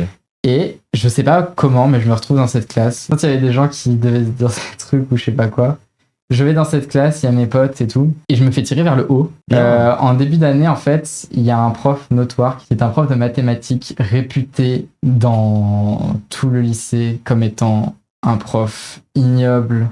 Vraiment, il est ultra exigeant envers ses élèves, il y a un niveau de malade. Je l'ai en terminale. Je n'ai aucune base de première en mathématiques, je vais me faire laver le cul. Ce qui est le moment d'ailleurs en première où justement les maths ça devient un peu quelque chose, quoi. J'ai rien suivi en première. Ouais, Je ne ouais. sais pas faire de suite, je sais rien faire. Voilà. Même le calcul pas littéral, ça c'est mon gros défaut. Même encore aujourd'hui, j'arrive pas à faire des additions et tout, c'est trop dur. Donc ce qui se passe, c'est que right away, je me dis, je vais devoir travailler sinon je vais couler. Ouais. Je vais devoir faire comme dans le confinement. Je dis un peu sur Discord, ouais, je vais mettre en pause, je vais un peu travailler. Et je sais faire un truc maintenant pendant 12 heures par jour d'affilée. Ouais. Et je commence à rattraper mon retard en maths. Vraiment à le rattraper et à bûcher sur les trucs que je comprends pas. Et genre en 1 ou 2 semaines, les 2 premières semaines, nous fait faire des trucs vraiment très durs. C'est pas du niveau terminal. Et justement, il y avait l'option maths expert que toute la classe faisait sauf moi, parce qu'en fait, on me l'avait enlevé, je croyais. Mais après, quand je me suis pointé en maths, on m'a dit « en fait, tu t'es pas pointé en maths experte. » Ouais. Et c'est parce qu'en fait, ils avaient oublié de me désinscrire. Bon bah, du coup, let's go. Et du coup, je lui dis désolé, du coup, j'ai pas les compétences et tout. Et il m'a dit « Venez au premier cours et après, vous verrez si vous restez ou pas. » Je suis resté en maths expert. Mais tu sais que, genre, dans mon parcours personnel, bon, je vais pas m'étaler, mais il y a un truc un peu similaire de. Moi, je suis arrivé aussi en première avec 11 de moyenne et il fallait absolument que j'aille en prépa dans ma tête en terminale. Et je suis arrivé avec le pire prof, le prof le plus vénère de tout mon lycée, aussi en terminale. Ça me fait grave penser à ce que j'ai vécu. Et moi, le souvenir de Twist, ça a été en gros, genre, jour 3, il a fait un bête de contrôle pour vérifier ce que les élèves étaient capables de faire. Je me suis pris genre un 6, je crois, ou un 5. Tu vois, j'ai vraiment une note vraiment de merde. Et en fait, ça m'a fait rager. Genre, du coup, j'étais rentré chez moi et j'étais en mode plus jamais. Et genre, j'avais tout compris le machin du contrôle. Et le lendemain, ce qu'avait fait le prof, il a dit bon, on refait exactement le même contrôle. Et du coup, j'ai eu genre 19. Et il a dit c'est maintenant cette note-là qui compte. Et c'est à partir de là où je me suis dit bon, en vrai, il faut que je bosse. Genre maintenant, il faut que je garde ce cap-là. Et du coup, ça me fait grave penser à ce truc de moi non plus, j'étais pas bonne en fait, jusque genre en première. Et c'est en terminale que j'ai commencé à bosser et que je me suis arrivé en prépa derrière, quoi. Après, je te dis que j'ai commencé à bosser, mais je suis quelqu'un de. J'ai la flemme dans ma vie. Et donc, globalement, ça a commencé du coup à bien se passer en terminale. Le premier contrôle, j'avais du coup énormément travaillé. Le premier contrôle de l'année, du coup, c'était un prof qui était réputé pour noter un peu comme en prépa, mais en vrai, c'était plus gentil. Genre, il mettait une moyenne à 11-12. Oui, ok. Donc ça allait. Mais genre, le premier contrôle de l'année en maths, j'avais eu 16. Et j'étais Nice. très contente. J'étais en Nice. mode, ok, je vais réussir à remonter la pente, j'ai la capacité. Et puis quand t'es déjà un peu baisé dans ta tête par les scores, en fait, ça peut vite partir sur ça aussi, genre à l'école. Du coup, t'as envie de scorer. Mais t'as envie d'être dans les rangs surtout. Ouais. Je voulais être dans le premier quart, premier tiers, et après tu veux viser plus haut. Parce que Et Du coup, t'as déjà eu ce truc mental d'essayer d'être un peu compétitif. complètement matrixé dans ta tête. Mais à côté, je perds des rankings en Vampire Z. Ouais, perds des c'est. Et du coup, en vrai, il y a eu un peu une période où j'ai continué à jouer un peu de temps en temps, mais je retombais pas trop parce que j'avais mon entourage, du coup, de terminale qui était globalement composé d'un mec qui faisait le programme de MP, d'un gars qui avait sauté de classe. C'est vraiment des gens qui m'ont tiré vers le haut, mais du coup, je sortais toujours pas. Ouais. Mais j'ai eu d'autres potes et tout, et j'ai commencé à me rapprocher, du coup, de un de mes grands potes actuellement, qui du coup s'appelle Camille. Camille, c'est vraiment devenu mon gars sûr en terminale. Mais Camille a énormément de capacités et travaille pas mal depuis longtemps. Et en fait, Camille ne s'entendait pas du tout avec. Une grande partie de la classe ne pouvait pas suivre en terminale des enseignements qui en terminale, ils faisaient des digressions sur les matrices en faisant des matrices de rotation, de la géométrie dans l'espace, des trucs qu'on retrouve en prépa, C'est déjà ou de la facile. topologie, des choses qui étaient vraiment pas au programme, mais il y avait des gens qui suivaient, qui aimaient ça, et j'en faisais partie, je m'accrochais, je trouvais ça incroyable. Genre, j'ai commencé à avoir une obsession de malade pour les maths. J'adorais les maths, je résolvais des problèmes, je voulais tout comprendre à la lettre, les démonstrations, je voulais savoir comment ça marchait depuis le début, comment on construisait ça. J'ai trop connu ça aussi. Et à côté, la physique et tout, ça allait pas trop. Les sciences de l'ingénieur non plus. J'ai jamais trop été physique. En fait, je n'ai pas de sens physique. Ce qui m'a vraiment pas trop aidé, c'est qu'il y a un truc que j'ai découvert en prépa. Je ne peux pas visualiser des choses en 3D dans ma tête. Et que certaines circonstances très particulières dans ma tête quand j'ai pris certaines substances que j'ai mis en 3D dans ma tête. Sinon, je ne vois pas en 3D dans ma tête. Je ne vois pas du tout. Voilà. D'accord. Et non. Fantasy, non? Non, j'ai pas d'aphantasie. Ah, mais j'ai pas d'aphantasie parce que je peux visualiser des choses. Je ne sais pas quel est le nom de la pathologie. D'accord, t'as juste pas de la 3D. Je peux que voir dans le plan. Ok. Et ça a été très handicapant pour la physique. Oui. Il y a des moments en physique, je me suis retrouvé très très seul, même bien plus tard, en école d'ingénieur. Donc du coup, on arrive à la fin du... Enfin, du coup, à partir de là, tu deviens bonne en maths, quoi. Ouais, franchement, j'ai un niveau pas dégueu. J'ai eu 17 de moyenne. Ça a compté pour le contrôle continu. Ouais. Et mon dossier de première m'a rattrapé parce qu'en fait, on n'a passé ni le bac de français ni le bac. Donc il y avait que les moyennes du lycée qui ont compté. Ah, t'as eu que le contrôle continu. Que le contrôle continu et pas d'épreuve. Donc ce qui s'est passé, c'est que j'ai un bac déjà avec mention bien, alors qu'en terminale, du coup j'ai 17 de moyenne en maths et dans les autres matières ça suit. Donc on est sur une moyenne qui mérite largement une mention très bien. Mais la première m'a tellement tiré vers le bas que ça mérite pas du tout une mention de très bien. Genre avec un 17 et quelques de moyenne en terminale. C'est ma petite fierté d'avoir fait... j'ai eu mention assez bien. Ouais. Et je suis quand même allé en prépa. Waouh. Et j'ai majoré. Mais ça veut tellement rien dire en fait. Non, ça veut pas dire grand chose. Parce qu'en fait, du coup, quand je suis arrivé en prépa, parce que du coup, j'ai découvert la prépa en terminale. Parce que mon entourage, j'étais une prolo. Non, mais la même. Mon entourage, ils disaient tous, ah ouais, je veux faire la MP, je veux faire Champeau et tout. Et moi, j'étais en mode, mais vous parlez de quoi? Ah, mais tu connais pas la prépa? On m'avait vaguement parlé de prépa en première, mais c'est qu'en terminale, où il y a des gens qui sont venus nous présenter le truc. Et du coup, j'étais en mode, mais attends, c'est gratuit. C'est public. C'est public. Si t'as des capacités, tu peux t'élever. Tu peux aller en école d'ingé. J'étais en mode, ok, bah je vais faire ça. Le chemin, il est tout tracé. Et j'étais en mode, par contre, je pense que si je veux faire une prépa intégrée, parce que si je fais une prépa, je vais pas arriver à suivre. Et genre, déjà, il faut que je me sauve un peu l'édition avec Pixel et tout. Et donc là, à ce moment-là, je me dis, je voulais faire la prépa des INP. Mon dossier est tout pourri, je me fais tèche partout. Genre même l'IUT, ils m'acceptent pas. Par contre, le lycée, ils me disent on a une prépa dans le lycée, nous on sait ce que tu veux. Donc viens. Ok. Et j'étais en mode, ouais, mais PTS-IPT, y a pas genre juste majorante physique et sciences d'ingénieur. Et je m'embarque dans la PTS-IPT, sans savoir si... préciser ce que c'est PTS-IPT. Donc, PTS-IPT, c'est une prépa aux écoles d'ingénieurs scientifiques, je précise, qui a ses dominantes. C'est une prépa qui a été créée pour aller à l'école des arts et métiers.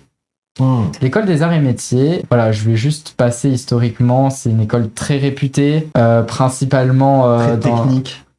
beaucoup de technicité, ça parle d'usinage très C'est pas fort. très théorique, quoi. On est dans l'ingénierie mécanique de bonhomme. Pour vous dire, aux arts et métiers de Lille, ils ont encore une machine à vapeur qui font fonctionner tous les ans. Enfin, c'est pour vous dire qu'ils aiment bien les gros rouages, ce genre de trucs, quoi. Puis en dehors de ça, c'est très traditionnel. Il y a les LGBT, ça n'existe pas. Non. Il y a les limousins. Il y a de la tradition ultra misogyne pendant plusieurs mois, pendant l'intégration et tout. C'est des bails sombres. Dans les arts et métiers, Les arts et métiers, c'est des bails sombres. C'est un univers très particulier, semi-militaire, bizarre. Ouais, c'est une ambiance.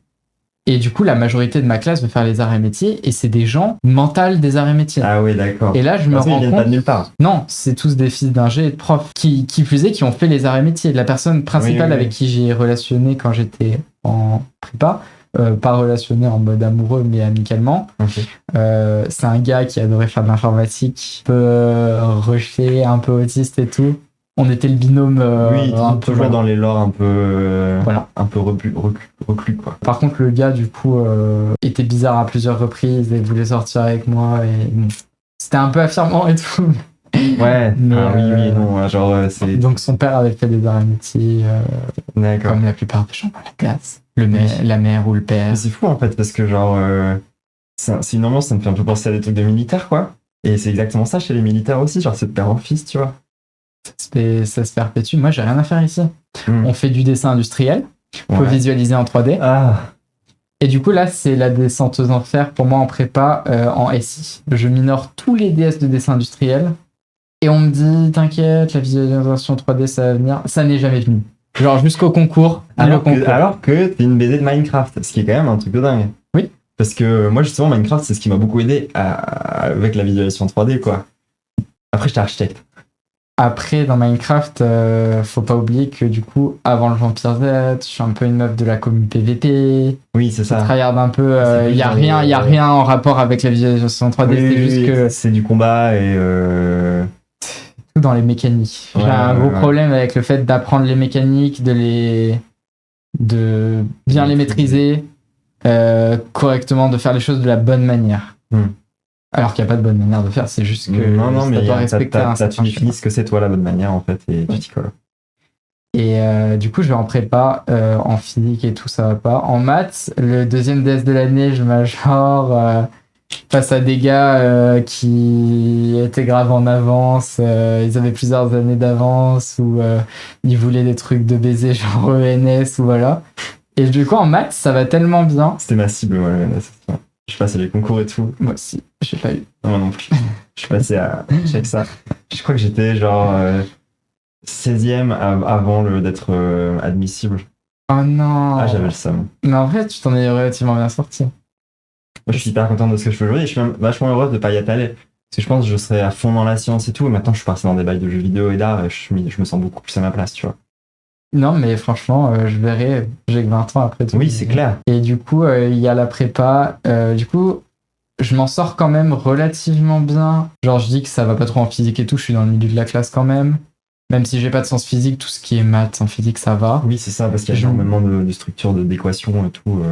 En anglais, je suis 2e et pareil en maths, je suis 5e ou un truc comme ça. Je majore pas. Mais en anglais, je majore pas parce qu'il y a quelqu'un qui est ses parents, l'étranger, Ouais, et tout, ok, je peux rien faire. Mais globalement, il me manque genre 0,5 points et quelques parce qu'en colle, j'ai toujours la... On m'a toujours donné 15 en colle. Au concours, j'ai eu 19. Non, mais alors, voulais pas donner au-dessus. Il y a un problème avec les cols d'anglais de base. Moi, je me souviens que, typiquement, quand j'ai... Donc, colle d'anglais, c'est des interrogations orales d'anglais où, en fait, on passe devant un professeur et il vous note par rapport à la discussion que vous allez avoir. Et moi, je me souviens que je stagnais, malgré tous mes efforts, je stagnais à 11 en colle. Et en fait, je me suis rendu compte qu'à chaque fois que j'étais en colle avec les profs, ils me demandaient c'était quoi la note que j'avais eue avant. Et un jour, je suis arrivé en disant, ah, je sais plus, j'ai pas ma note d'avant. Et du coup, j'ai chopé un 13, et après, j'ai eu que 13. Et en fait, ça se perpétuait comme ça, où en fait, genre, juste, ils me donnaient la même note que j'avais eu la fois d'avant. Peu importe ce que je faisais. Mais en prépa, en fait, les notes comptent très peu pour les profs, mais pour les élèves, Oui, c'est le seul truc auquel tu te ils se rendent raccroches. pas compte parce qu'eux ils disent bon on s'en fout, c'est juste les concours qui comptent à la fin. Mais en fait toi c'est ta seule boussole concrètement quand t'es en prépa. Et surtout, moi qui avais un passé de ranking et tout, c'est maladif. Hein. Oui. Moi, je vais tout faire pour être la plus haute possible en maths. Hein. Le reste, je m'en battais les couilles, je voulais juste pas être dernière et tout, mais Oui, les oui. maths, Toi c'était les maths le truc le plus important. mais oui, mais Toi, alors t'aurais que j'étais en PT. t'aurais eu ta place en MP quoi, genre en Complètement. maths physique. Complètement, j'avais rien à faire en PT. C'était juste la seule prépa où j'étais admise et j'étais en mode bon, bah prépa. Et là, du coup, je suis en PT, je me rends compte que l'ENSIMAG, l'école que je veux faire, elle est plus dure à avoir que l'ENS. La banque PT, c'est un concours unique. Va falloir que je sois bonne en SI, sciences de l'ingénieur, si je veux avoir ma place à l'ENSIMAG. J'étais beaucoup trop loin de l'ENSIMAG au concours. Je voulais pas redoubler mon année. Et je voulais aller dans un INP, qui est des écoles d'ingénieurs à Grenoble. C'est le groupe d'écoles d'ingénieurs de Grenoble, Grenoble INP. Ouais. Il y a des INP un peu partout, mais celles de Grenoble sont vraiment bien réputées. Je voulais être à Grenoble parce que j'étais toujours asocial. Hein. Ça n'a pas changé. Ouais. Je veux rester à côté de chez moi. Je veux limite rester chez mes grands-parents, hein, Okay. pendant lesquels j'ai habité toute ma prépa. En plus, chez mes grands-parents, j'ai vraiment une vie de grand-mère. Je me couche à 22h. Je bois des tisanes. Et mes grands-parents m'acceptent de fou. Et au niveau bouffe et tout, comment ça va à ce moment-là? Alors là, la prépa, c'est un truc putain de bizarre parce que, en fait, il y a un peu des trucs dont je me soucie plus trop en prépa.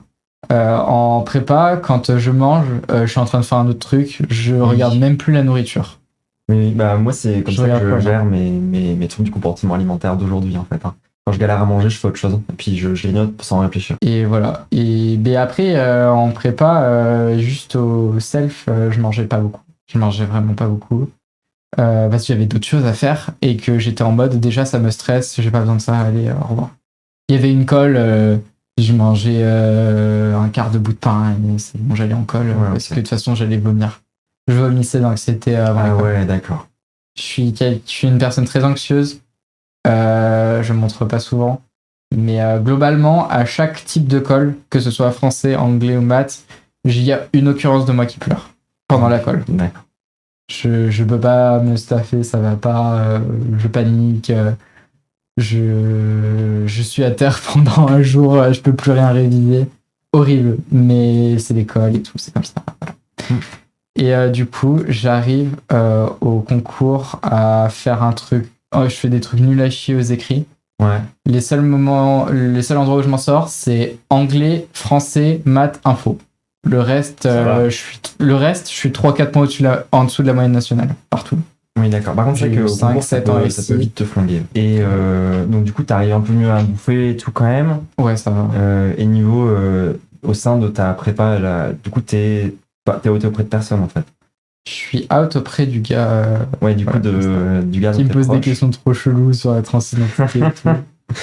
Après, souvent, les gens, quand ils y connaissent rien, ils posent des questions cheloues aussi. De toute façon, ils savaient pas ce que c'était une personne homosexuelle. Donc, voilà. Ah ouais, d'accord. Non, mais on partait de loin. Ouais. Mais en fait, c'est quelqu'un qui sait pas interagir avec les autres. Il était rejeté de toute la prépa.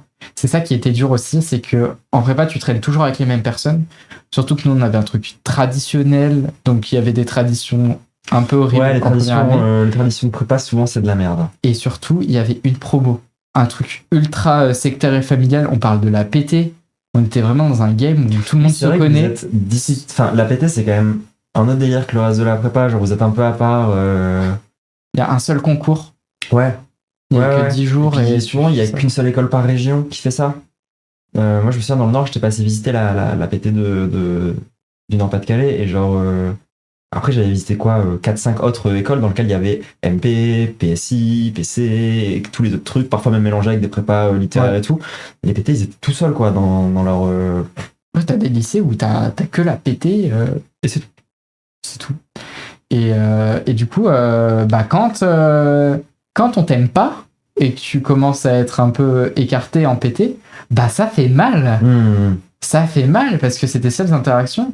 Moi, ça allait parce que j'étais l'intermédiaire entre le reste de la classe et ce mec qui posait tout le temps des questions et qui était un peu rejeté de la classe parce qu'il était bizarre. Il posait des questions, il était chiant, il était awkward socialement. Ouais. mais les gars, arrêtez. Genre, juste, le gars est différent, mais genre, acceptez-le. Et c'est pas parce qu'il y a des trucs qui sont un peu weird. Enfin, vous êtes con de pas vouloir relationner avec lui. Ce gars, aujourd'hui, il kiffe sa vie. Tant Big up mieux. à toi, Gros Lucas. Et donc, du coup, j'étais pas out. Ouais, t'étais en mode prépa. meuf 6 en prépa pété. Il y avait 3 filles. Je me compte dedans. Il y avait Ouais, 3 filles. d'accord. Bah évidemment, je te compte. Voilà. Oui, mais souvent, je dis, il y a 2 filles plus moi. Voilà. Ça, c'est un peu intériorisé, quoi. Ouais. Mais du coup, ouais. À partir de là, du coup, tu chopes tes concours. Aux oraux, ça va. J'ai eu 12 en physique et du coup 19 en anglais. Et du coup, ça a fait que j'étais dans le premier tiers du concours PT. Ok. Le concours banque PT, il n'y a que ça. Et ils prennent juste selon ton rang dans le concours banque PT. C'est assez spécial. Je crois que c'est pas comme ça dans les autres prépas. T'as plusieurs concours, plusieurs ranks. Moi, j'ai fait Nous, on en a qu'un une seul. série de 5 concours. C'est-à-dire que d'abord, j'avais 1 semaine et demie de concours de l'ENS avec des épreuves parfois qui duraient 6 heures. Ouais, Après, t'as les épreuves de centrale. Après, t'as les épreuves des mines. Après, t'as les épreuves CCP. Après, t'as les épreuves de 3A. En gros, c'était... Bon, je vais pas préciser tout ce que ça veut dire, hein, tout ça. Genre, mais pour vous dire que ça représente 1 mois et demi d'épreuves. Genre, et c'est vénère. Par exemple, tu commences par les plus durs, quoi. Épreuve de 6 heures, de 8 heures à 14 heures. Tout à Je crois que t'as les mêmes expériences que moi. Mais du coup, j'arrive dans le premier tiers miraculeusement. Genre, je suis top 700 sur 2300. Trop bien. Ce qui est pas dégueu. J'avais mis dans mes vœux du coup le NS, l'NCMAG, j'aurais jamais eu parce qu'il fallait top 200, 150, je pouvais pas. Surtout qu'en PT, enfin, ce qu'il faut comprendre, c'est que l'IMAG aussi, on fait les concours en fonction de la filière que vous avez fait, vous n'avez pas le même nombre de places. C'est-à-dire que moi, par exemple, qui ai fait une prépa physique-chimie, il n'y a aucune chance que je puisse rentrer à l'NCMAG parce que du coup, en fonction de votre filière, il laisse pas le même nombre de gens rentrer dans l'école. Donc c'est également le cas en PT, c'est-à-dire que normalement l'NCMAG c'est pas une école qui est plus dure à avoir que l'ENS, mais quand tu fais cette filière-là, ça le devient. Même les INP, hein. En fait, à vrai dire, en PT, il y a genre 400 places aux arts et métiers. Globalement, j'étais admise aux arts et métiers, hein, ce qui est impossible. Genre, j'avais 4 en SI, mais en fait, avec les coefficients, du coup, j'aurais rien fait de toute façon, mais c'était dans mes vœux. Hein. Ouais. J'aurais pu aller aux arts et métiers. Hein. Bon, c'était très loin dans. C'était très loin. Grenoble INP, l'ambiance c'est quand même bien meilleure. On est très loin dans l'année. Globalement, les 2 vœux autour desquels j'oscille, c'est génie industriel, GI, du coup, une autre école du groupe INP. Une autre école de Grenoble. Et Felma, en physique, électronique, matériaux, parce qu'en fait, tu peux candidater sur les 2 filières. Du coup, lorsqu'on vient de ma filière, l'école des INP la plus dure à avoir. Mais nous, du coup, c'est la 2e la plus dure, et la filière que je voulais, c'était la plus dure. Donc, en gros, c'est un peu... Ils étaient fiers dans notre prépa s'ils mettaient des gens de Felma. Ouais. Moi, globalement, je savais que j'avais aucune chance d'aller à Felma parce que le rang average, c'était 500. Ouais. J'étais 793 ou un truc comme ça. Okay. Et là, globalement, je suis sur la liste d'attente pour aller à Felma. L'IMAG, je suis 21e sur la liste d'attente. Il y a genre 2 places. Impossible. Trop compliqué. Et dernier appel, dernière admise en PT à Felma. Je vais à Felma. Je suis en mode, ok, j'ai une école pas dégueu. Franchement, bonne école, hein, Felma. Et je me dis, mais qu'est-ce que je vais faire? J'aime pas la physique. Je vais faire des maths. Il y a de l'informatique aussi. Ouais, et surtout, je suis pas sociable. J'ai en école d'ingé, je vais être bizarre. Et là, je me dis, de l'été de ma prépa. Donc là, on arrive quand même très proche de ta vie de maintenant. Ouais, exactement. On est ultra proche. Là, actuellement, je suis en fin de première année, là, je vais passer en deuxième année. J'ai pas parlé de toute une partie de ma vie, donc je vais aller un peu.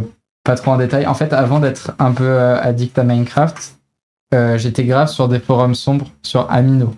Amino? Ouais, Amino, en fait, c'est un réseau social. C'est le Discord Reddit qui a jamais marché, fait par des gens un peu incompétents en code. Leur code repose sur une technologie très très vieille. Encore aujourd'hui, hein, ils ont pas changé et c'est un repère à pédophiles. Ah. Il y a des commus LGBT et tout dessus, des commus Minecraft. Il y a des pédos sur les commus LGBT. Voilà. Ouf, en fait. Je me suis réfugié de fou sur ces communautés avant, du coup, là, je fais un peu un bond dans le temps, mais c'est important pour la suite. Donc, entre début de ma transition et l'addiction au lycée, les addictions, je suis là-dedans, je suis dans Amino, je modérais des communautés et tout. J'étais trop contente. Et surtout, je rencontre une fille à l'époque qui est la créatrice du drapeau Femboy. Ah. C'est une Française qui s'est dite Femboy pendant très longtemps. Okay. Mais Jade, tu es une fille. Et tu t'en es rendu compte bien après. Et voilà, c'est le fact un peu random. C'était la D'accord. créatrice du drapeau Tu connais fanboy. la créatrice de Drapeau Fanboy. Et bah, mieux que ça, en fait, c'était mon crush à l'époque un peu. C'est une petite communauté, hein, la communauté LGBT française. Il y a genre 45 000 personnes, 50 000. Et c'est mon crush de l'époque. Genre, je fais un peu des stalks chelous et tout pour essayer d'attirer son attention. Et on se met à s'appeler en vocal sur le truc. Et en fait, on commence un peu à s'apprécier en tant qu'amis et tout. Et à l'époque, j'étais en crush sur elle et je lui avais dit, elle était en mode non, mais ça va pas être possible et tout ça. Et en fait, C'est plutôt en mode relation à distance, du coup. ouais, exactement. Et c'était un peu dans ma période où je voulais date et tout. Et j'étais en mode, ouais, je suis pansexuel et tout. Parce que c'était après avoir date le gars. Je suis en mode, ok, je suis plus hétéro, je suis pan. Ouais. C'était la transition qui se fait progressivement. Ok, je suis pas pan, je suis lesbienne. Et donc, c'est super important pour le contexte de la fin de la prépa vers l'école d'ingé. Ok. Parce qu'en gros, cette meuf, à l'époque, il y a ce truc où, du coup, on se met pas en couple. Mais bien plus tard, je vais apprendre qu'en fait, si on n'a pas été en couple, c'est juste qu'elle sortait un peu d'un trauma relationnel, mais qu'elle m'aimait quand même. C'est mon crush de collège. Globalement, c'était mon life goal de sortir avec elle, et je l'ai admirée pendant toutes ces années. On a continué à s'appeler régulièrement pour discuter de sujets LGBT et tout. Voilà. En vrai, c'est vraiment une personne assez incroyable et tout, mais bon, elle a quelques gros défauts, dont je vais aborder un peu après. Et donc, en fait, on était toujours en contact. En fait, pendant la prépa, un peu un moment où j'étais faible psychologiquement, du coup, à cause de la prépa, on commençait un peu à me tourner autour et on a commencé un peu à être en relation à distance. Et on s'est dit, ouais, l'été après la prépa, on va se voir et tout. Et donc, j'ai commencé à relationner avec elle. Voilà, on s'est vu dans son petit village de merde du Périgord.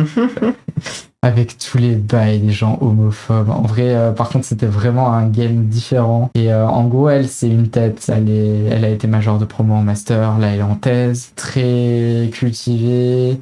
Mais aussi. Ça, c'est entre la prépa et l'école d'ingé. Ouais, entre la prépa et l'école d'ingé. C'est pas une de ses premières relations, mais elle est pas trop expérimentée non plus. Il y a beaucoup de trucs comme la dette sexuelle, des trucs pas ouf hétéronormatifs.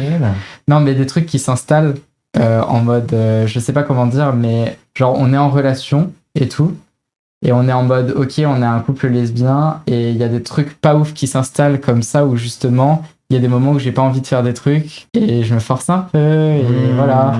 Et c'est pour ça que je parle de bail comme ça. Je sais pas si c'est des termes qui sont répandus, ou je sais pas, mais du coup, ça a pas l'air de l'être. Ça me parle pas trop, là. Mais en gros, il y avait beaucoup de schémas toxiques qu'elle a arboré assez vite. Elle était beaucoup dans le jugement de certains trucs. Okay. Mais paradoxalement, on a échangé sur des trucs qui étaient très très intimes et sur lesquels il fallait qu'il n'y ait pas de jugement.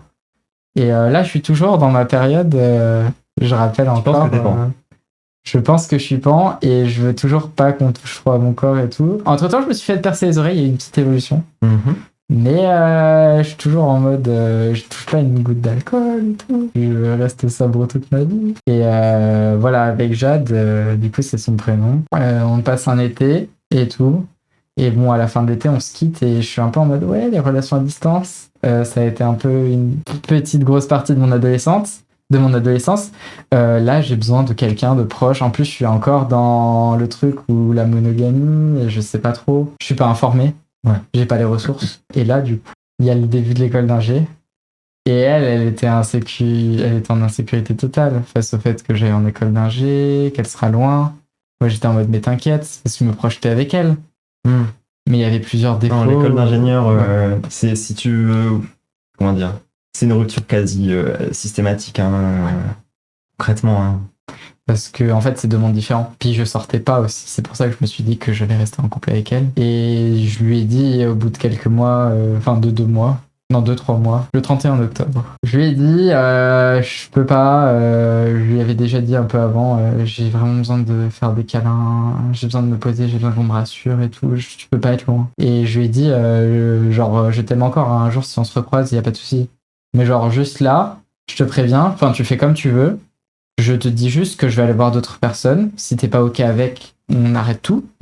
mais je vais voir d'autres personnes, j'ai besoin d'autres T'as besoin choses. de contact physique. J'ai besoin de contact physique, d'autres choses. Vraiment, je suis quelqu'un qui fonctionne de fou comme ça, donc c'était inconcevable pour moi. Du coup, elle le prend vraiment assez mal, et puis ça allait pas parce que c'était le début de l'école d'ingé. J'ai essayé le début de l'école d'ingé avec le voice training de full être dans des cercles 6, de sembler la plus normale socialement avec les gens possible, avec les cercles 6. D'être, tu vois, cette meuf un peu lambda qui date quelques mecs en école, limite un peu queer, mais pas trop. Ouais. Très modéré, voilà. Et en fait, je suis pas arrivé genre dès le début de l'année. En fait, j'ai des potes 6 qui, genre, quand on était en soirée et tout et que je buvais pas, bah, genre, ça les arrivait tout souvent de genre, elles étaient en groupe et tout et j'étais pas forcément inclus dedans. Et genre, parfois, on s'ambiançait et tout et genre, elles se prenaient un peu en mode, venez, on va s'écarter un peu, on va aller à tel endroit. Elles prenaient toutes leurs potes, mais pas moi. Parce que j'étais un peu bizarre en fait. Bizarre. Et du coup, ça allait mal parce que j'avais pas de potes. Genre, on était en école, j'avais pas de potes. Là, je commençais à me dire, putain, je vais finir responsable et tout.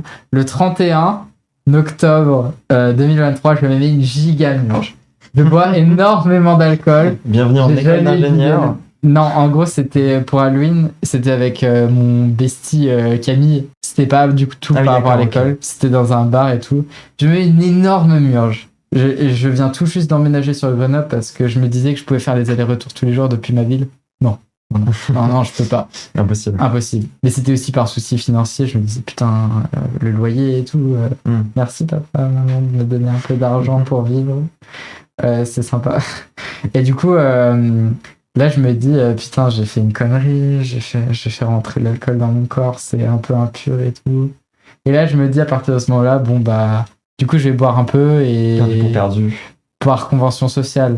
Et donc, un peu, c'est le moment où il y a le bureau de l'asso LGBT, il me colle sa Delphi, qui, genre, je vais en blabla bar. C'est des événements qui sont réguliers dans lesquels on aborde des sujets féministes et LGBT dans des bars. Je viens de plus en plus. De toute façon, je suis spot comme trans, je m'en bats les couilles, je suis out aux gens de l'asso trans, de l'asso LGBT. Et là, ça commence avec mes potes. Je m'entends trop bien avec eux, avec elles. Et voilà, je commence à relationner. Mais du coup, c'est un peu genre nouveau pour moi. Enfin, de toute façon, je suis dans une optique où genre je suis même plus dans l'optique de couple ou quoi que ce soit. Je veux juste faire des câlins et des bisous à des filles. Ça m'a aidé sur plein de questionnements. Je parle beaucoup du polia. Genre, vu que c'est un truc qui me manquait cruellement dans ma vie et que j'ai mis un peu le doigt dessus et que ça m'a aidé mentalement, je mets vraiment l'accent sur le fait que voilà, ça m'a aidé à m'informer et tout. Et maintenant, j'ai envie de m'investir et de donner tout ça. Et du coup, au niveau de ma transition, j'en ai pas trop parlé du coup, mais pendant ce temps, du coup, j'ai augmenté mes taux d'ostro pendant toutes les péripéties en fait. Ma transition, elle continuait parce que j'étais un peu en mode en vrai, je m'en fous que t'ailles bien, Alice. Genre, j'étais un peu en mode je m'en fiche de comment je vais, de toute façon, je sais ce que je veux et tout. Je suis toujours bon élève pour ma transition. Et surtout parce que je sais que je vais faire une chirurgie de réassignation. Ok. Du coup, pour modifier les organes génitaux et tout. Le truc qui fait peur. Oui, exactement. Et du coup, je suis inscrite sur une liste d'attente d'un chir depuis que j'ai 17 ans. Bon, là, ça commence à être un peu lourd, du coup, parce que j'ai commencé un peu à sortir et à socialiser avec des gens. Et du coup, c'est un peu plus compliqué. Quand j'étais toute seule, ça allait. Là, ça devient vraiment dur psychologiquement. En ce moment, c'est ce qui me fait souffrir de fou. Mais j'en peux plus. Ouais. Là, actuellement, c'est un peu le stade de ma transition. Enfin, même s'il n'y a pas d'étape ou quoi que ce soit, mais globalement où j'en suis. Et mes taux d'ostro qui sont relativement faibles. Même super faible. J'ai sous-dosé pendant l'intégralité de ma vie en fait. Genre là, je suis à 4 pressions par jour. En vrai de vrai, sur mon ordonnance, je suis à 5, mais je sous-dose à 3 parce que sinon, je vais faire. D'accord. Mais en vrai, il y a des désavantages un peu au suivi parce que ça aussi. Enfin, non, il y a des avantages par rapport au fait qu'il y a tout un tas de trucs, c'est remboursé et tout. Enfin. Je sais que souvent, quand tu fais des trucs toute seule, tu fais des injects. J'aimerais bien faire des injects dans pas longtemps, là. Okay. Parce que quand j'ai appris que je pouvais juste faire ça toutes les 2 semaines, pour injection, du coup, c'est moins lourd, en fait, parce que sinon, c'est tous les jours, faut faire des trucs, quoi. Oui. Et du Et coup, c'est vite chiant. Surtout quand t'as un peu des troubles mentaux, des trucs du genre où t'es en mode, moi j'oublie beaucoup trop de trucs. Oui, pareil. Et il y a plein de soirs où, genre, juste j'en mets pas parce que ça me fait chier. Ou alors, genre, j'en mets moins parce que j'ai pas envie de. Genre, il y a un moment de ma vie où, genre, je suis pas passé pendant 3 mois à la pharmacie juste parce que je pouvais pas parler avec les gens. Et du coup, genre, juste, j'avais, genre, des vieilles boîtes de stro et, genre, je sous-dosais de baisers pour. Ok. Juste pas pour pouvoir avoir, tenir plus longtemps, quoi. Ouais. Pour pas avoir d'ostéoporosis aussi, parce que si t'as pas trop de stro, Oui, c'est chiant. si, faut savoir qu'on peut pas ne pas avoir de testostérone ni d'oestrogène, sinon ça provoque des maladies. Il faut faire attention à ça. Oui. Et donc du coup, voilà, en école, il se passe plein de trucs. Je sors beaucoup. Je suis un déchet notoire à la SDNP et tout. Salut. Mais du coup, en école d'ingé, je suis grave impliqué dans la vie étudiante, même si bon, les gens avec qui je suis ami en école, c'est pas forcément les meilleures personnes. Enfin, c'est pas les personnes les plus safe. Mais j'ai un cercle grave LGBT un peu inter-école. C'est pour ça aussi que je suis. Bah, l'asso Yann Pulse est là aussi pour ça. C'est pour ça que je suis beaucoup en lien avec l'Encimag aussi. C'est parce que du coup, j'ai beaucoup d'amis, elles viennent de là, ou même à l'NC Cube, et du coup, je squatte. Je squatte dans l'école alors que j'ai rien à faire là, mais c'est trop bien en fait. Voilà, c'est. Bah, tant mieux. Hein. C'est bien en vrai que l'école. Moi, je me souviens que l'école d'ingénieur, il y avait un truc un peu libérateur déjà après la prépa, de sortir de tous ces espèces de cercles un peu sectaires pour se retrouver enfin. Surtout quand on a cet avantage à Grenoble d'avoir beaucoup d'écoles d'ingénieurs. Donc même si tu ne te retrouves pas dans ton école, tu peux toujours contacter d'autres gens. Oui. Il y a plein d'assauts qui sont inter-écoles. J'en avais notamment fondé une, mais qui a complètement fermé aujourd'hui. Ça s'appelait Virtuose, c'était pour faire de l'art. Mais dommage, hein, maintenant ça n'existe plus. Mais moi je me souviens que ça a été une vraie période de libération, même au-delà de que tu peux expérimenter d'autres trucs, quoi. Si jamais t'as envie de faire du théâtre, il y a une asso de théâtre. T'as envie de faire, je sais pas, de la cuisine, il y a une asso de cuisine. Du cinéma, il y a une asso de ciné. C'est un moment où tu peux explorer plein de trucs, quoi, et rencontrer plein de gens. Ouais. Il y a des gens qui continuent à pas réussir à sociabiliser, quoi. Ça continue à arriver, mais ça aide, ça aide. Mais ouais, c'est complètement grâce à l'école d'ingé, justement. C'est pas du tout safe, quoi. Faut faire attention. Oui, faut faire attention avec qui t'es et tout, mais après il y a des gens basés. Franchement, moi l'école, c'est ce qui m'a fait découvrir aussi que je voulais faire un peu de la musique et tout avec la Pacte. Je suis responsable du son qu'on a fait.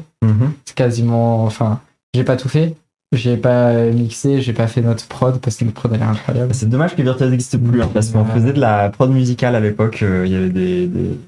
Putain, ça nous aurait aidé, hein. Ouais. Et après, la Pacte, il y avait, du coup, c'est dans la liste, il y avait un gros noyau musical, enfin, de musiciens et tout. On avait des formations à Bolton et tout qu'on organisait, c'était trop bien, genre. Je crois que ça n'existe plus. Putain, mais ouais, c'est trop bizarre que ça n'existe plus. Mais ça devait être. C'est le Covid qui l'a tué, je pense. En vrai, c'est vrai que même je revois, parce que je fais beaucoup d'archives de Grenoble BNP, tout ce qui est des listes et tout. D'élections. Historienne ouais, voilà. BNP, quoi. J'adore vraiment, je bande sur mes tableurs Excel. Ah, mais attends, mais moi je suis une énorme BD d'Excel. Genre, vraiment, j'ai une. Enfin, je te montrerai après l'interview, mais genre, j'ai un gros problème dans ma tête avec Excel depuis quelques mois là. Genre, t'inquiète. J'ai découvert en plus que sur Google Sheet, je vais pas en parler trop longtemps parce que c'est un enfer, mais j'ai découvert que sur Google Sheet, on pouvait coder en JavaScript dans Excel, et donc tu peux faire des trucs personnalisés et tout, et genre je suis devenu complètement folle pendant 2-3 mois là sur ça récemment. Même pour organiser ces interviews là, j'ai des Google Sheets qui sont magnifiques, hein. Franchement elles sont trop bien. C'est incroyable. Mais ouais, du coup, tout ça pour dire que le Covid a tué grave des choses. Quand tu regardes parmi les archives. Avant j'étais en école, moi la fin de mon cursus scolaire c'était pendant le Covid, et du coup toi t'es arrivé après. Ouais. Donc en fait, il y a eu ce truc de plein d'assos sont mortes, plein de choses ont changé, et puis donc je sais même pas, je suis pas certaine de l'écosystème actuel, quoi, de ce qui se passe là, quoi. Ouais, si quelqu'un est chaud de relancer Virtuose, franchement c'est trop bien. Il y a encore du matos de sérigraphie qui devrait être dispo, en plus normalement ils ont pas du tout jeté. Bref. Mais donc ouais, du coup aujourd'hui pour toi c'était c'était une des premières fois où tu parlais de certaines choses, quoi. En public. En public. J'ai beaucoup de personnes de confiance maintenant dans mon entourage qui m'accompagnent. Enfin, mes parents aussi, c'est des personnes de confiance. Mais il y a des trucs sur lesquels Genre, c'est indépendant de ma volonté. C'est pas que j'ai pas envie de leur parler de ça. C'est juste que bah ça peut être un peu compliqué de faire le premier pas Ouais. et de commencer à réaborder des choses de l'époque. Mais ouais, c'est clair que bah là, du coup, c'est un moyen plus facile pour moi de m'exprimer parce que je m'exprime à une télé, quoi. Genre, Ouais, mais c'est y a un pas côté de- c'est plus facile par moment. ouais, c'est plus facile. C'est marrant, il y a des gens pour lesquels c'est plus dur, tu vois. En fait, je Ouais. pense que c'est plus dur pour les personnes neurotypiques, étonnamment, et Ouais, pour c'est de ça. vrai. C'est ça, c'est ça. Non, mais t'inquiète, je suis toujours neurotypique. Genre, dans 5 jours, peut-être plus, mais. C'est pas parce que t'as pas de diag que t'es neurotypique, hein. Oui, oui. Moi, j'ai toujours pas de diag mon hyperactivité, alors que c'est une évidence pour tout le monde. Oui. Ok. Donc, t'en fais pas. Puis quand bien même un psy vient invalider, toi, t'as ton expérience propre en fait, et tu sais ce que t'as Oui. vécu. Oui, oui. Bah, en tout cas, content d'avoir pu te donner cette petite tribune. Ouais, je suis contente aussi. J'espère que ça te fera du bien aussi par rapport du coup à ces infos-là qu'on va plus sortir publiquement, quoi. Je pense qu'on va conclure notre interview là-dessus. Ça te va? Ouais, ça me va. Ok. Bah écoutez tout le monde, kiss.